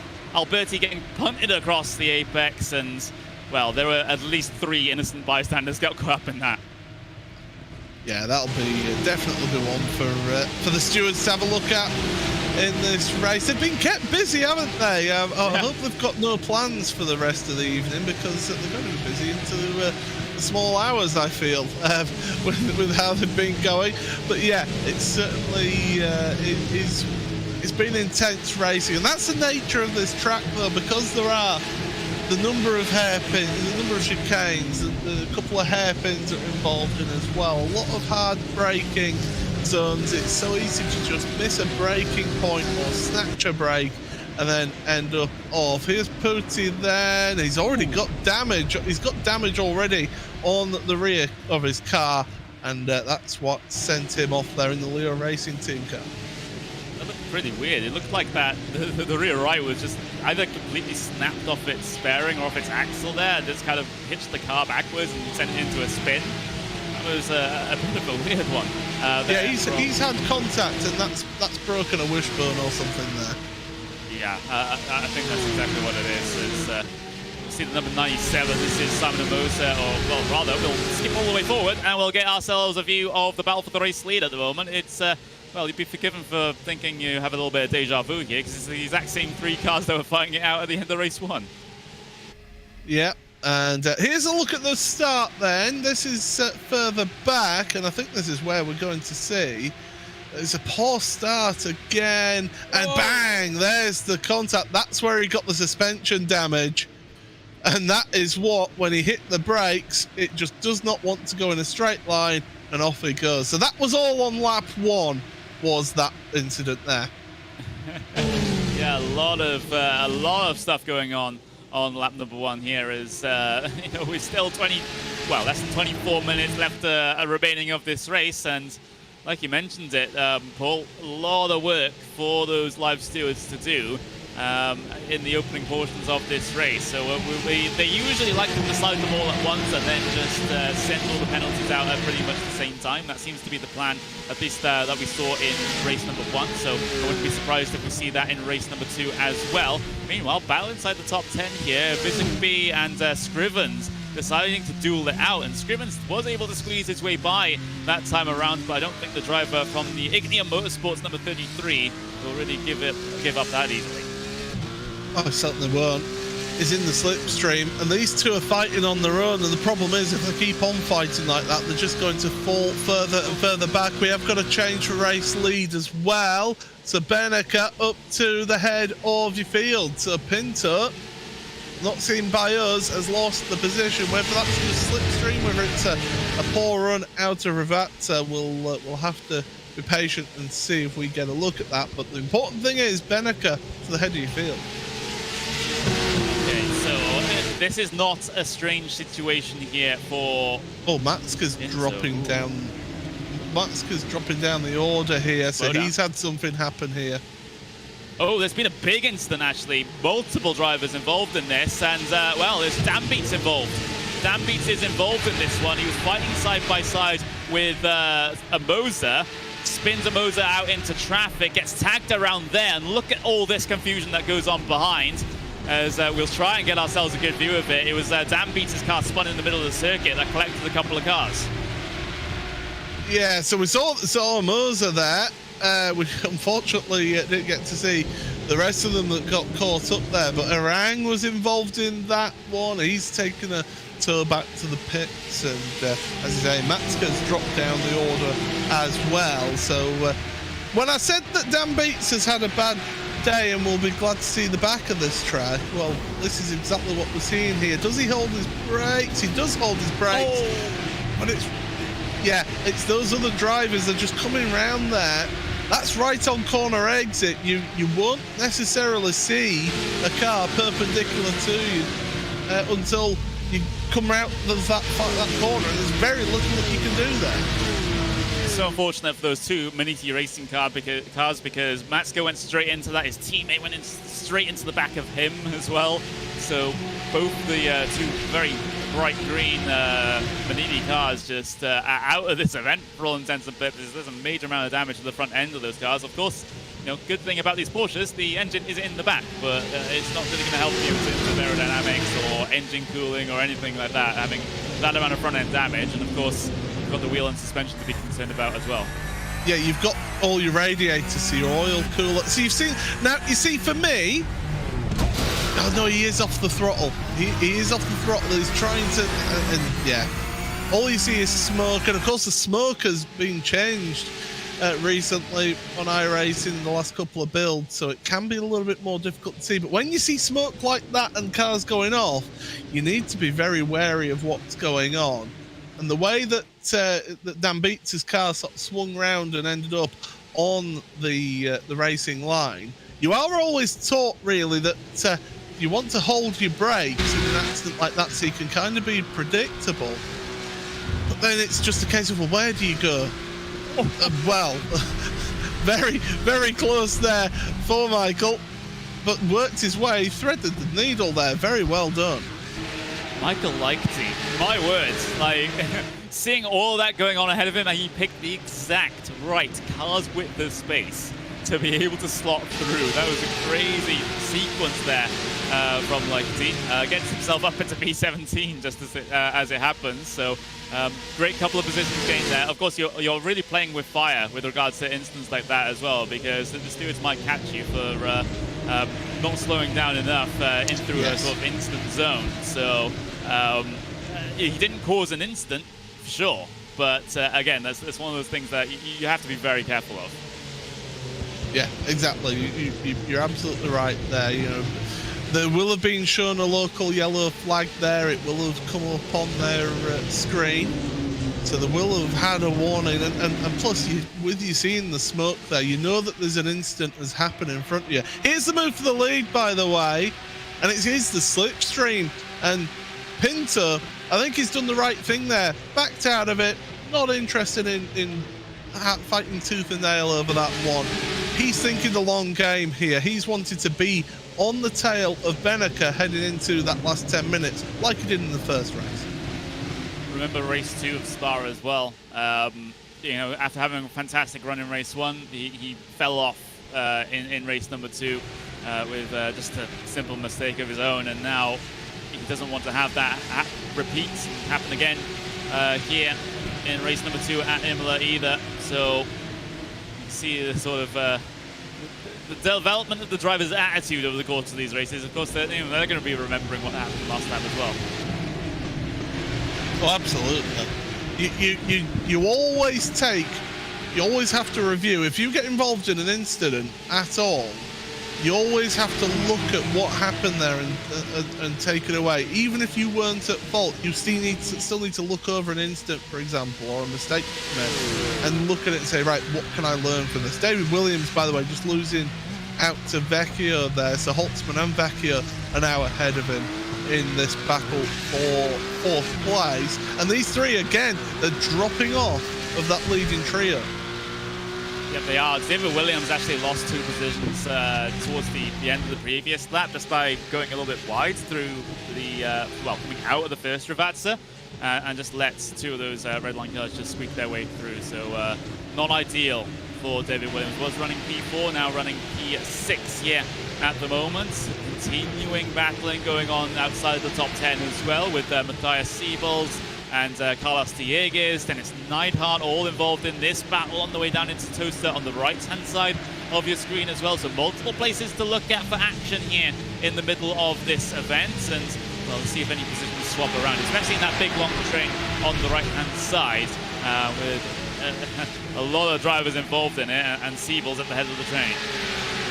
Yeah, doing a good job of it, Siebels there, actually, to hold that train up. But it's one thing to catch, it's another thing to pass, and Dieguez is certainly just having to show an element of patience there behind Siebels at the moment. He's not going to be braking exactly where he wants to brake because he's behind the car in front so close as well. Sometimes it can be beneficial just to drop back a tenth or two through a corner to then get the run out of the corner. That can sometimes work out for you, so you just have to try a little different things. It's like I said with Pinto, you have to try something different. If you do the same thing repeatedly, the car in front is just going to know exactly what you're going to do and just cover that. So yeah, definitely tricky to see how this one all pans out, but Carlos Dieguez certainly putting the pressure on, using the slipstream to move ahead. So there we go, slipstream situation going on down in towards T1. So that puts Dieguez up ahead of Matthias Siebels, and now Siebels has to be looking behind him because Neidhart is closing in as well. Ricardo Ferreira also looking pretty spicy at this stage in the race as well, but none of them will go in for any lunges in through Villeneuve. That is, of course, not really a place where you can make anything like that work. It requires you having an overlap already coming out of Tamburello. But look at this, down the inside, Ferreira gets a slide on, and Neidhart continues. Yeah, it does, but for how long though? That's the question. When you're taking those defensive lines, you're kind of really compromising yourself there and not getting the runs that you need to be getting. You're off your natural line and you're slowing yourself down slightly. Look at that though. Siebels is just dropping back from Dieguez, so he was really the cork in the bottle there, and Dieguez is saying, thank you very much, I'm going to try and run away now. It seems to be the case, as yeah, let's see how held up Neidhart, Ferreira, and Azunes are going to get behind Siebels, although they're dropping off the back of Siebels themselves because they're concerned about scrapping amongst each other at the moment here into Ravazza number 1. 14 minutes left to go here in this second race at Imola for round number 2 of the Porsche Esports Carrera Cup Deutschland. And now this might be a run from Ferreira down the, well, across the grid spots they go, and angling to the inside for T1 as well. A bit of a move there from Neidhart to try and block the lane. Late on the brakes, down the inside is Ferreira, and he gains the position. So great job there from number 13, but that did get pretty close. it was too late to make that move. He realised too late that he'd got the run, and Neidhart tried to squeeze, tried to scare him out of the move, but Ferreira was not going to have any of that at all. Side by side further back there, that's the 555 of Ferreira as well from Obsidian Racing. He's trying to make his way past the 100 car, and that's Fausto Canepa. Yeah, battling all the way through this field. It's great to see all these battles all the way through the field here. Yeah, it is fantastic to see, and I did point this out earlier because we have a Sergio Ferrario in this race, and we have a Ricardo Ferreira in the event as well. So those last names can be a little bit confusing with each other. But as it stands right now, though, the race at the very front has kind of stabilized out once again, you know, in and amongst those top 3 cars. They're just sort of running around together on their own at the moment. Ferreira, yeah, I know Hugo is Hugo, our wonderful producer, correcting me on some name pronunciations. Yeah, we'll just have to deal with that as we see David Williams try to get a little bit of a run here on Gianni Vecchio in towards Turn 1, but no success this time. Listen, it's a live broadcast. Mistakes are going to happen with names. Let's just say that. But I mean, whilst we're looking at this battle, I've been keeping an eye on the lead trio, and it's interesting to see that this time Dino Lombardi is actually holding a lot closer, and Holtzman has got the slipstream. He's been able to pull away slightly from Vecchio and has been able to catch up to the leading trio, and he's dragging along Vecchio, Williams, Tiba. You know, he's dragging all that queue of cars. So Holtzman is acting as a bit of bridging the gap there to be able to carry those drivers forward. Not that he'll want to, though. I mean, it's a couple of his teammates back there, so maybe he would want to bring them back into the fray here, at least if there's podium positions on offer here. But yeah, there's not as much separation in your leading pack as what we had at the same point in race number 1. So these guys kept each other a little more together, I would say. You can see the positions gained on the left-hand side of your screen. What a performance so far in this one from Ricardo Ferreira, as he gains 18 spots on where he started there. Atuna is gaining 15 spots on where that driver started. So Wagner up 13 as well. So a lot of the drivers that started at the very back of the starting grid for this one were able to pick their way through the pieces of the early instance and get themselves at least solidly inside the top 15. Yeah, certainly good. Pinto looking to the right, looking offline, not sitting in the draft. Now, what's the conditions like? Because is he getting maybe some little warnings on his dash just to say that his engine's getting a little bit hot? Because, of course, all the radiators, as I said earlier, they're at the front of the car. So you've got your oil cooler and your radiator. They're there in the front of this Porsche 911 GT3 Cup car. And, you know, so that hot air from being sat in the slipstream for so long is really, it's going to be affecting his car if he sits there behind. Yeah, it is. So, yeah, we're sitting about 25 Celsius air temperature. Track temperature is 48 at the moment. You can tell it's a hot summer's day here in Italy with temperatures like that. Although saying that, you know, could potentially be a little bit higher. I remember when I went to Italy way back when, a couple of years ago, where we hit like 32, 33 degrees and into the mid-30s afterwards as well. So it's very, very hot indeed. So maybe this is a little bit cool compared to a standard summer's day in Italy. Depends on where in Italy you go, really. If you're up north, up in the mountains, it might be a little bit cooler for you. But anyway, these battles are certainly heating up now. We're into the final 10 minutes, and we have to see how they all pan out now. Holtzman is there or thereabouts. The others behind him have actually just dropped back slightly. They're not hanging on to Holtzman. So Holtzman has got the bit between his teeth and has pushed forward. Here's Williams again, trying to make a move on Vecchio into Tamburello.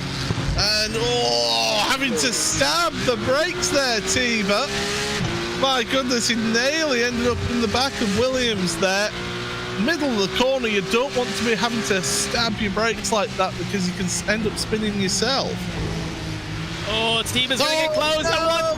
And there's contact for that David Williams has to deal with, and there's a couple of cars involved in this. There's Vecchio got caught. Tiba. Yeah, Vecchio. I think he spun out of sympathy.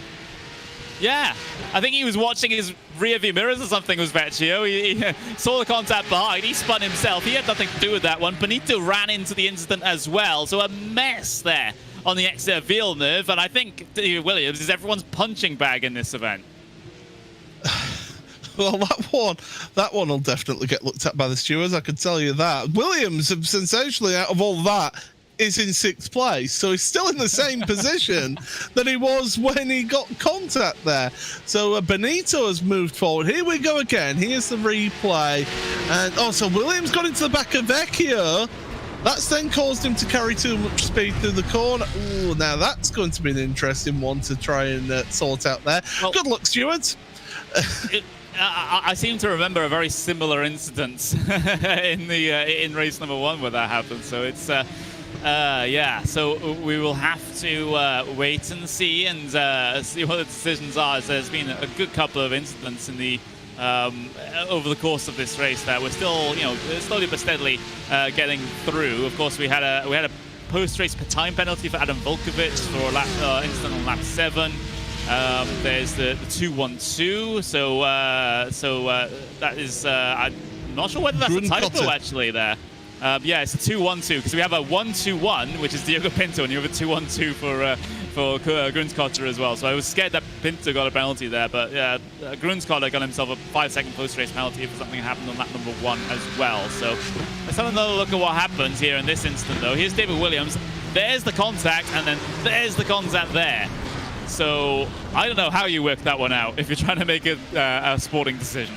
Well, if you go by consistency, then David Williams should redress the position to Gianni Vecchio. Tiba should then hang behind Williams because of course he made contact with Williams and all of that. But yeah, for me, it should be, if we're going to be consistent, it's Williams giving the position to Gianni Vecchio, which means that he'll have to allow Dalen Scrivens, who's actually been quietly just working away, doing a very good job out there. Yeah, he has, and keeping himself out of trouble once again. He's Scrivens. He gained 2 positions from P10 to P8 in the first race, and has gained another position here in this one from P8 up into P7. So a very positive day for the driver from Urano Esports. You can see David Williams' left wing mirror just hanging on by a thread or a cable, and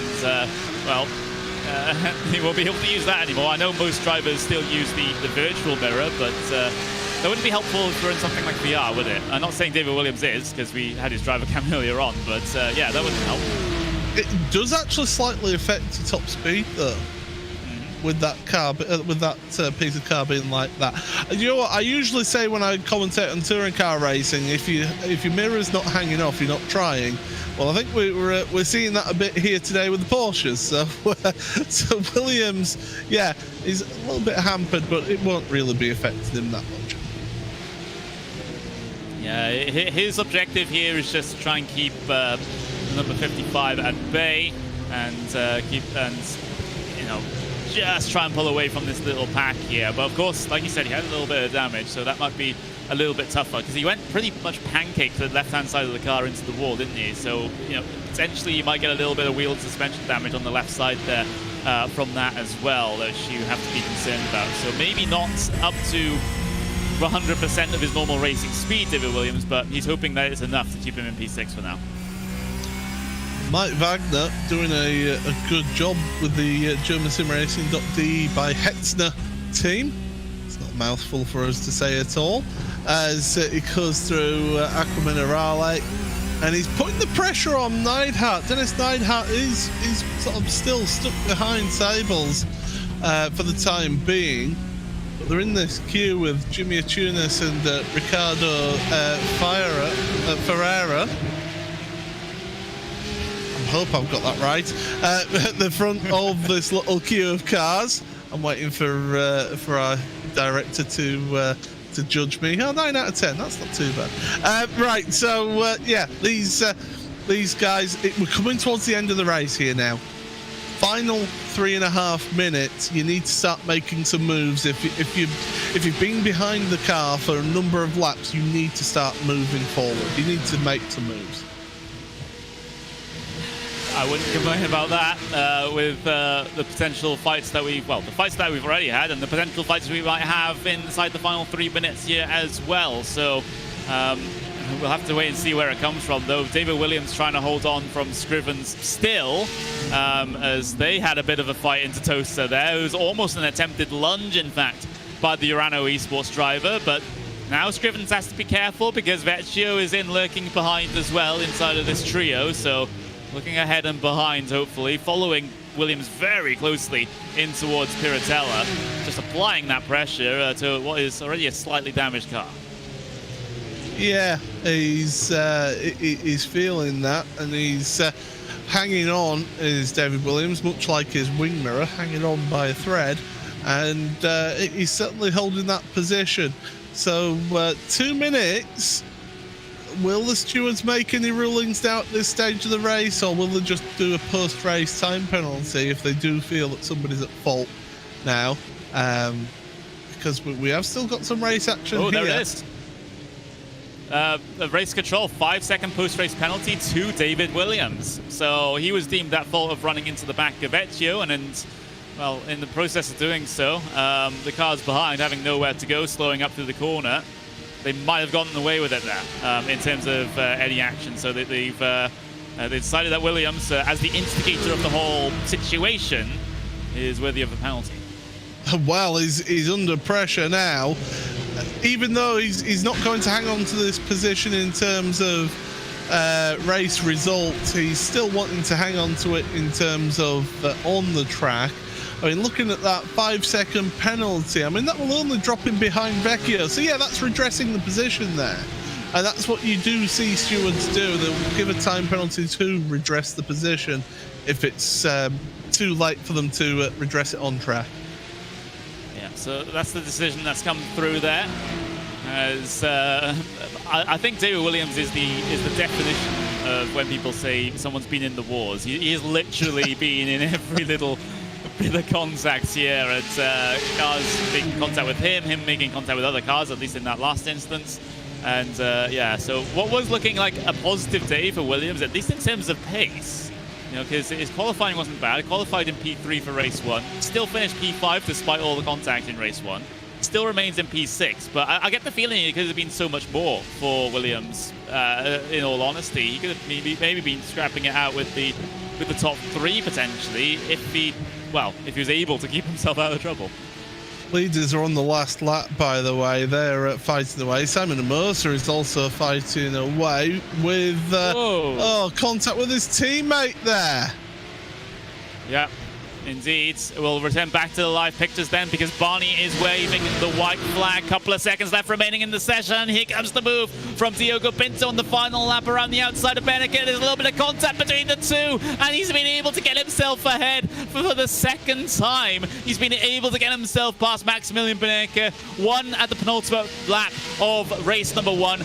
Now this at the final lap of race number 2. But is there going to be a response here from Maximilian Beneke? I just saw a couple of drivers drop further down the order. Big lock at the brakes from Beneke down the inside of Tosa. He can't make any progress though. Oh, tip of the hat to you, Diogo Pinto.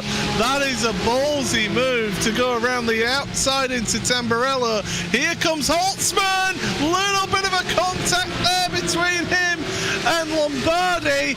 He pushes him out the way. There's still door rubbing down into Acqua Minerale.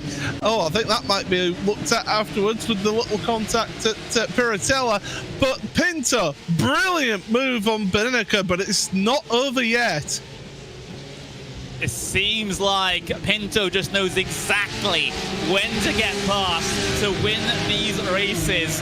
it wasn't even the same move in these two races. It was different options that Pinto went for, and now he's just 2 corners away from getting maximum points here at Imola. Unless Beneke can do anything through these final 2 corners, I don't think he can unless Pinto drops it by himself. But what a fantastic move, and what a fantastic 2 events it was for Diogo Pinto. He's led 2 laps here in this event, but it's the 2 laps that matter. He's the double race winner here at Imola in the Porsche Esports Carrera Cup Deutschland.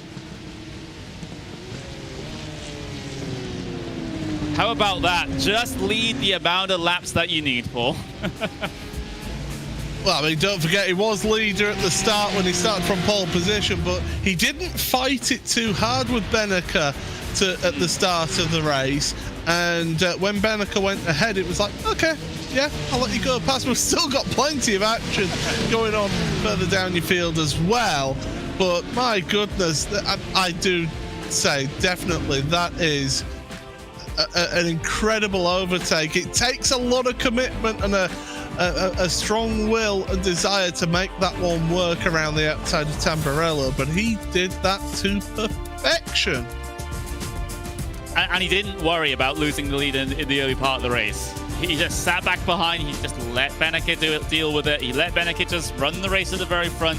Pinto was keeping himself in contention, and when he pulls the trigger, he does not miss. Does this guy? He does not miss, and another stellar pass. Of course, yes, there was another little bit of contact, but that's a racing incident for me. What a performance from the driver of the 1-2-1. He does exactly what Beneke did in round number 1 at Spa. He takes the double race win. So that's 100 points in his particular tally at the end of the 2nd event. Beneke, though, 2 second places. He'll be fine in terms of the championship. Patrick Holtzman in 3rd place here at the end of the 2nd race. Of course, these are all indeed provisional results. Dino Lombardi in P4 with Enzo Benito P5. David Williams number 6, but of course, you know, post-race time penalty, 5 seconds, drops him a little bit further back than that. Gianni Vecchio in P7 with Dylan Scrivens in P8. Nico Vizukbi in P9 with Carlos Dieguez in P10. Alexander Tiba, P11 with Ricardo Ferreira in P12 with Jimmy Antunes in P13. Matthias Siebels in P14 with Mike Wagner, P15. Tobias Grunskotter in P16 with Dennis Neidhart, P17. Christopher Dambeat in P18. Lucas Lang, P19. And Michael Leichty rounds out the top 20 here today at the end of race number 2. Having a look at the final third of the field, though, Fausto Canepa in P21, Adam Volkovic P22, Sergio Ferrario P23, Daniel Muth P24, and Simon Amosa 25th. Fabio Lamateri in P26, Alessandro Pozzi P27, Marcel Erang in P20 with Tim Maska with Andrea Alberti rounding out the top 30 there. And those 2 drivers at the very back of the field. Of course, Nicholas Laubish being one of them. He wasn't able to take the start due to hardware failure. And Ricardo Rico P31 with an incident in the early portions of the event. So there we go then. That is another Porsche Esports Carrera Cup Deutschland event in the books. And, well, I guess it was kind of very similar to Spa in that we had some pretty exciting, pretty enthralling racing. Lots of contact that the stewards will have to sort out, of course, with these potential post-race decisions and post-race penalties. But it just goes to show that the drivers are really trying to fight tooth and nail for every single position here, Paul, and the margins between them are just so fine. And you hit the nail on the head there. It's the fact that the margins are so close that the smallest of mistakes is going to cause big issues. Speaking of big issues, the 61 there had a massive one. Potic ended up with severe damage. And then we saw Dan Bates trying to work his way through. Tim Matska involved in some situations as well. Dan Bates, as I said, it just wasn't his day today here at this event, and he ended up just dropping back a little bit earlier on. Of course, had issues later on in the race. But we did see some tremendous action out there not just up at the front of the field, but all the way through the mid-pack. That was the move that Beneke made, and look at that. Pinto was well, okay, you go ahead. He wasn't too concerned about that. He had a plan. He was happy to sit behind in second place in this race. I think Beneke was maybe thinking that he could try and pull away and try and get away from him this time, but Pinto was able to work so close together with him, and we saw it all the way through the Porsche Carrera Esports Super Cup, and even in the opening round at Spa. Pinto is an aggressive driver, and when he channels that correctly, like he did today, he can pull off some sensational moves. Yeah, it's great. And of course, you know, Beneke was in the lead for so long that I thought he was leading since the very start of the race. I'll be honest about that. But there's the contact with David Williams. Rather, Williams running into the back of Ezio, then everyone running into the back of him. It turns out there through the exit of the Villeneuve chicane, that's where the wing mirror damage was caused there for David Williams. And of course, it then triggered a fight between him and Scrivens in the latter portions of the event as well. Scrivens trying to get the line through Tamburello, but was unsuccessful. Here's the fight between the two teammates. Amosa dropping it on the exit of Tosa, and has a little bit of an embarrassing spin once again towards the end of the event. So not exactly ideal for Amosa, and he struggles to try and get that car spun back around as well. There's the side-by-side fight then ahead in towards Tamburello between the two top drivers in this event. Pinto gets a late race move done for the second time in the row, and he was still able to hold on to it as well. Even it's just crazy. Like, Pinto's execution of these moves is absolutely perfect, and Beneke can't do anything about it. Just look at this. And he knows that by taking that wide line, he's squeezed Beneke into the apex of the first part of that chicane. It compromises his line. Pinto could carry that speed then around the outside to be able to get himself in front, and that was beautifully executed. Not too often you see that move done so successfully. Beneke saw a gap there, got the anchors on, and just couldn't quite make it. And then, of course, Holtzman into Piratella. Little bit of a rub with Lombardi. And then they had an even bigger rub right there. Little contact. And Lombardi, he was extremely upset about that. Got straight on the headlights to show his disgust about that. There you go. But what a performance from Diogo Pinto here today. He didn't get pole position, but he got the 2 wins, which is the most important thing. Yeah, he did. He really did. And it is that is how you would want to have your race go here at Imola. Like, not once, but twice, he was able to pick the perfect place at the perfect time to try and get past. And like I said when I called it live, it wasn't the same move either. So he has these sorts of tricks in his arsenal to just pull out at any time. You know, he probably spent most of that second race just thinking behind, okay, he's maybe a little bit slow through here. Maybe he makes a couple of mistakes sometime through this corner and then he's able to make it work. But just to have that awareness and the planning to be able to do moves like that is crazy. And I gotta say, if Pinto's going to continue to go to strength, not only throughout the entirety of this season, but in whatever he does in iRacing as well, then he could potentially be, you know, up there fighting it for World Championships potentially if he continues on with performances like that, because that was a very, very mature drive. Yeah, absolutely. The thing that he doesn't need is what happened to him in race 2 at Spa. So he needs to keep up what he's done today and keep this up for the rest of this season and take that forward through the rest of his year here on iRacing. But certainly he's an exciting driver, isn't he? He just pulls out these moves, very aggressive, but he was clean. It was fair with that as well, and that's the most important thing about it. No ambiguity, no sort of worries about, ooh, will I get a penalty for that? Absolutely fine, spot on move.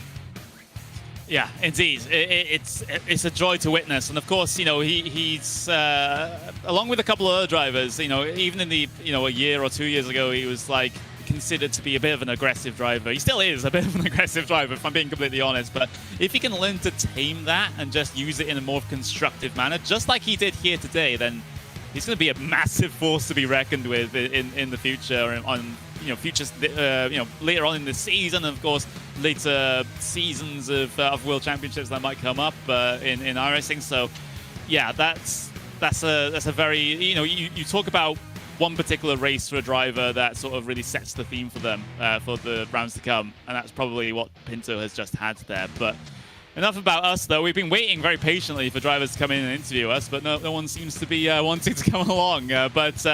Again, just to wrap here, Paul, it's another race, or another 2 races here in the books at Imola.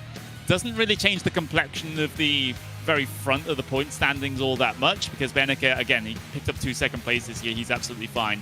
But what it does is allow Pinto now to launch himself further up that order and to just have a little bit of a safe buffer between him and other drivers behind. Because remember, it's top 3 that win prizes here. So even if drivers are not considering going for that top spot, maybe those other 2 spots might be a little bit closer than what the top spot's going to be. Yeah, absolutely. I mean, we're still early season, aren't we, really? We're only 2 weeks into this championship. It's an 8-round championship. So once we've got out of the next round, that's when we can start looking at it and see, right, who are the main contenders? And, well, we go to another circuit in Italy, Monza, next in a few weeks' time. And that one is going to be intense because, well, I mean, I say a few weeks' time, it's next week. So the drivers don't have a long time to get their time attack done and get preparations done for the next round of the championship. And Monza is such a little bit of a wild card, really. It is that championship, that round, because it is all about speed. It's all about being in the right place at the right time to use that draft. So definitely it's going to be interesting to see, and that's where we'll have an idea as to, right, who are the main contenders for this. Yeah, it really is. So what a fantastic first 4 races, 2 events that we've had of the Porsche Esports Carrera Cup Deutschland season. It's been great seeing these guys do battle and to show the absolute, well, at the front of the field, some very good racecraft racing in amongst each other there. But we are we're able to get ourselves our double race winner for today, Mr. Diogo Pinto. Diogo, what an event. I gotta say, to be able to pull off a pass on the race lead in the dying moments twice in a row, that's something special. How do you feel about it? Good. I think I was missing a little bit of space, but I knew I had to be a little bit risky to overtake, and maybe I was too much, but it ended up being all right, so I'll take a double win. Yeah, and maximum points here, 100 points into your points tally. That's got to be making you a little bit more optimistic, at least for the rest of the early portion of this season. How important was it to get maximum points here today, at least in terms of your championship effort? It was really important because on the second race at Spa, I did a mistake and dropped some points. But now I don't know how far away am I, but my goal for the end of the season is a top 3, so a double win is always good. Now I just gotta keep scoring points consistently, and yeah, let's see where I end up. Yeah, so you want to get some prize money, is what you're telling me there with a yeah, of course. So there we go. But of course, you're classified as a privateer in this particular event. Will that be changing at any point over the course of this season, or are you still going to be out there on your own? Yeah, you have to wait and see, most likely in the next few months. All right, we'll wait with bated breath then. Thank you very much for joining us, Diogo. Yeah, no worries. Fantastic 2 race wins here today, and best of luck in your next races. Yeah, cheers. All right, there we go. Diogo Pinto there. 2 race wins here today. He qualified in 5th place, by the way, in race number 1, Paul. He was able to pick his way through the front couple of cars in that order as well. So it was a lot of hard work being done there by Pinto, and a lot of high pressure moves as well.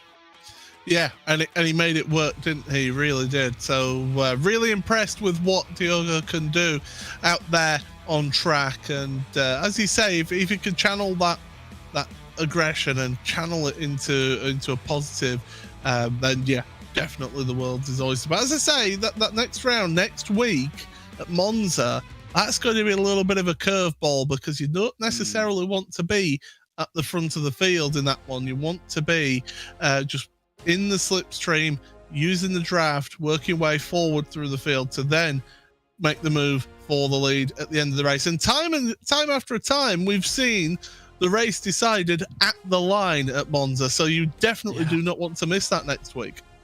Yeah, I mean, we had, of course, in race 1, a car length decides race number 1. We might even get a little bit closer there at Monza. But of course, thank you very much, everyone, for joining us. We will have to wrap up here on Race Sport TV in conjunction with Porsche.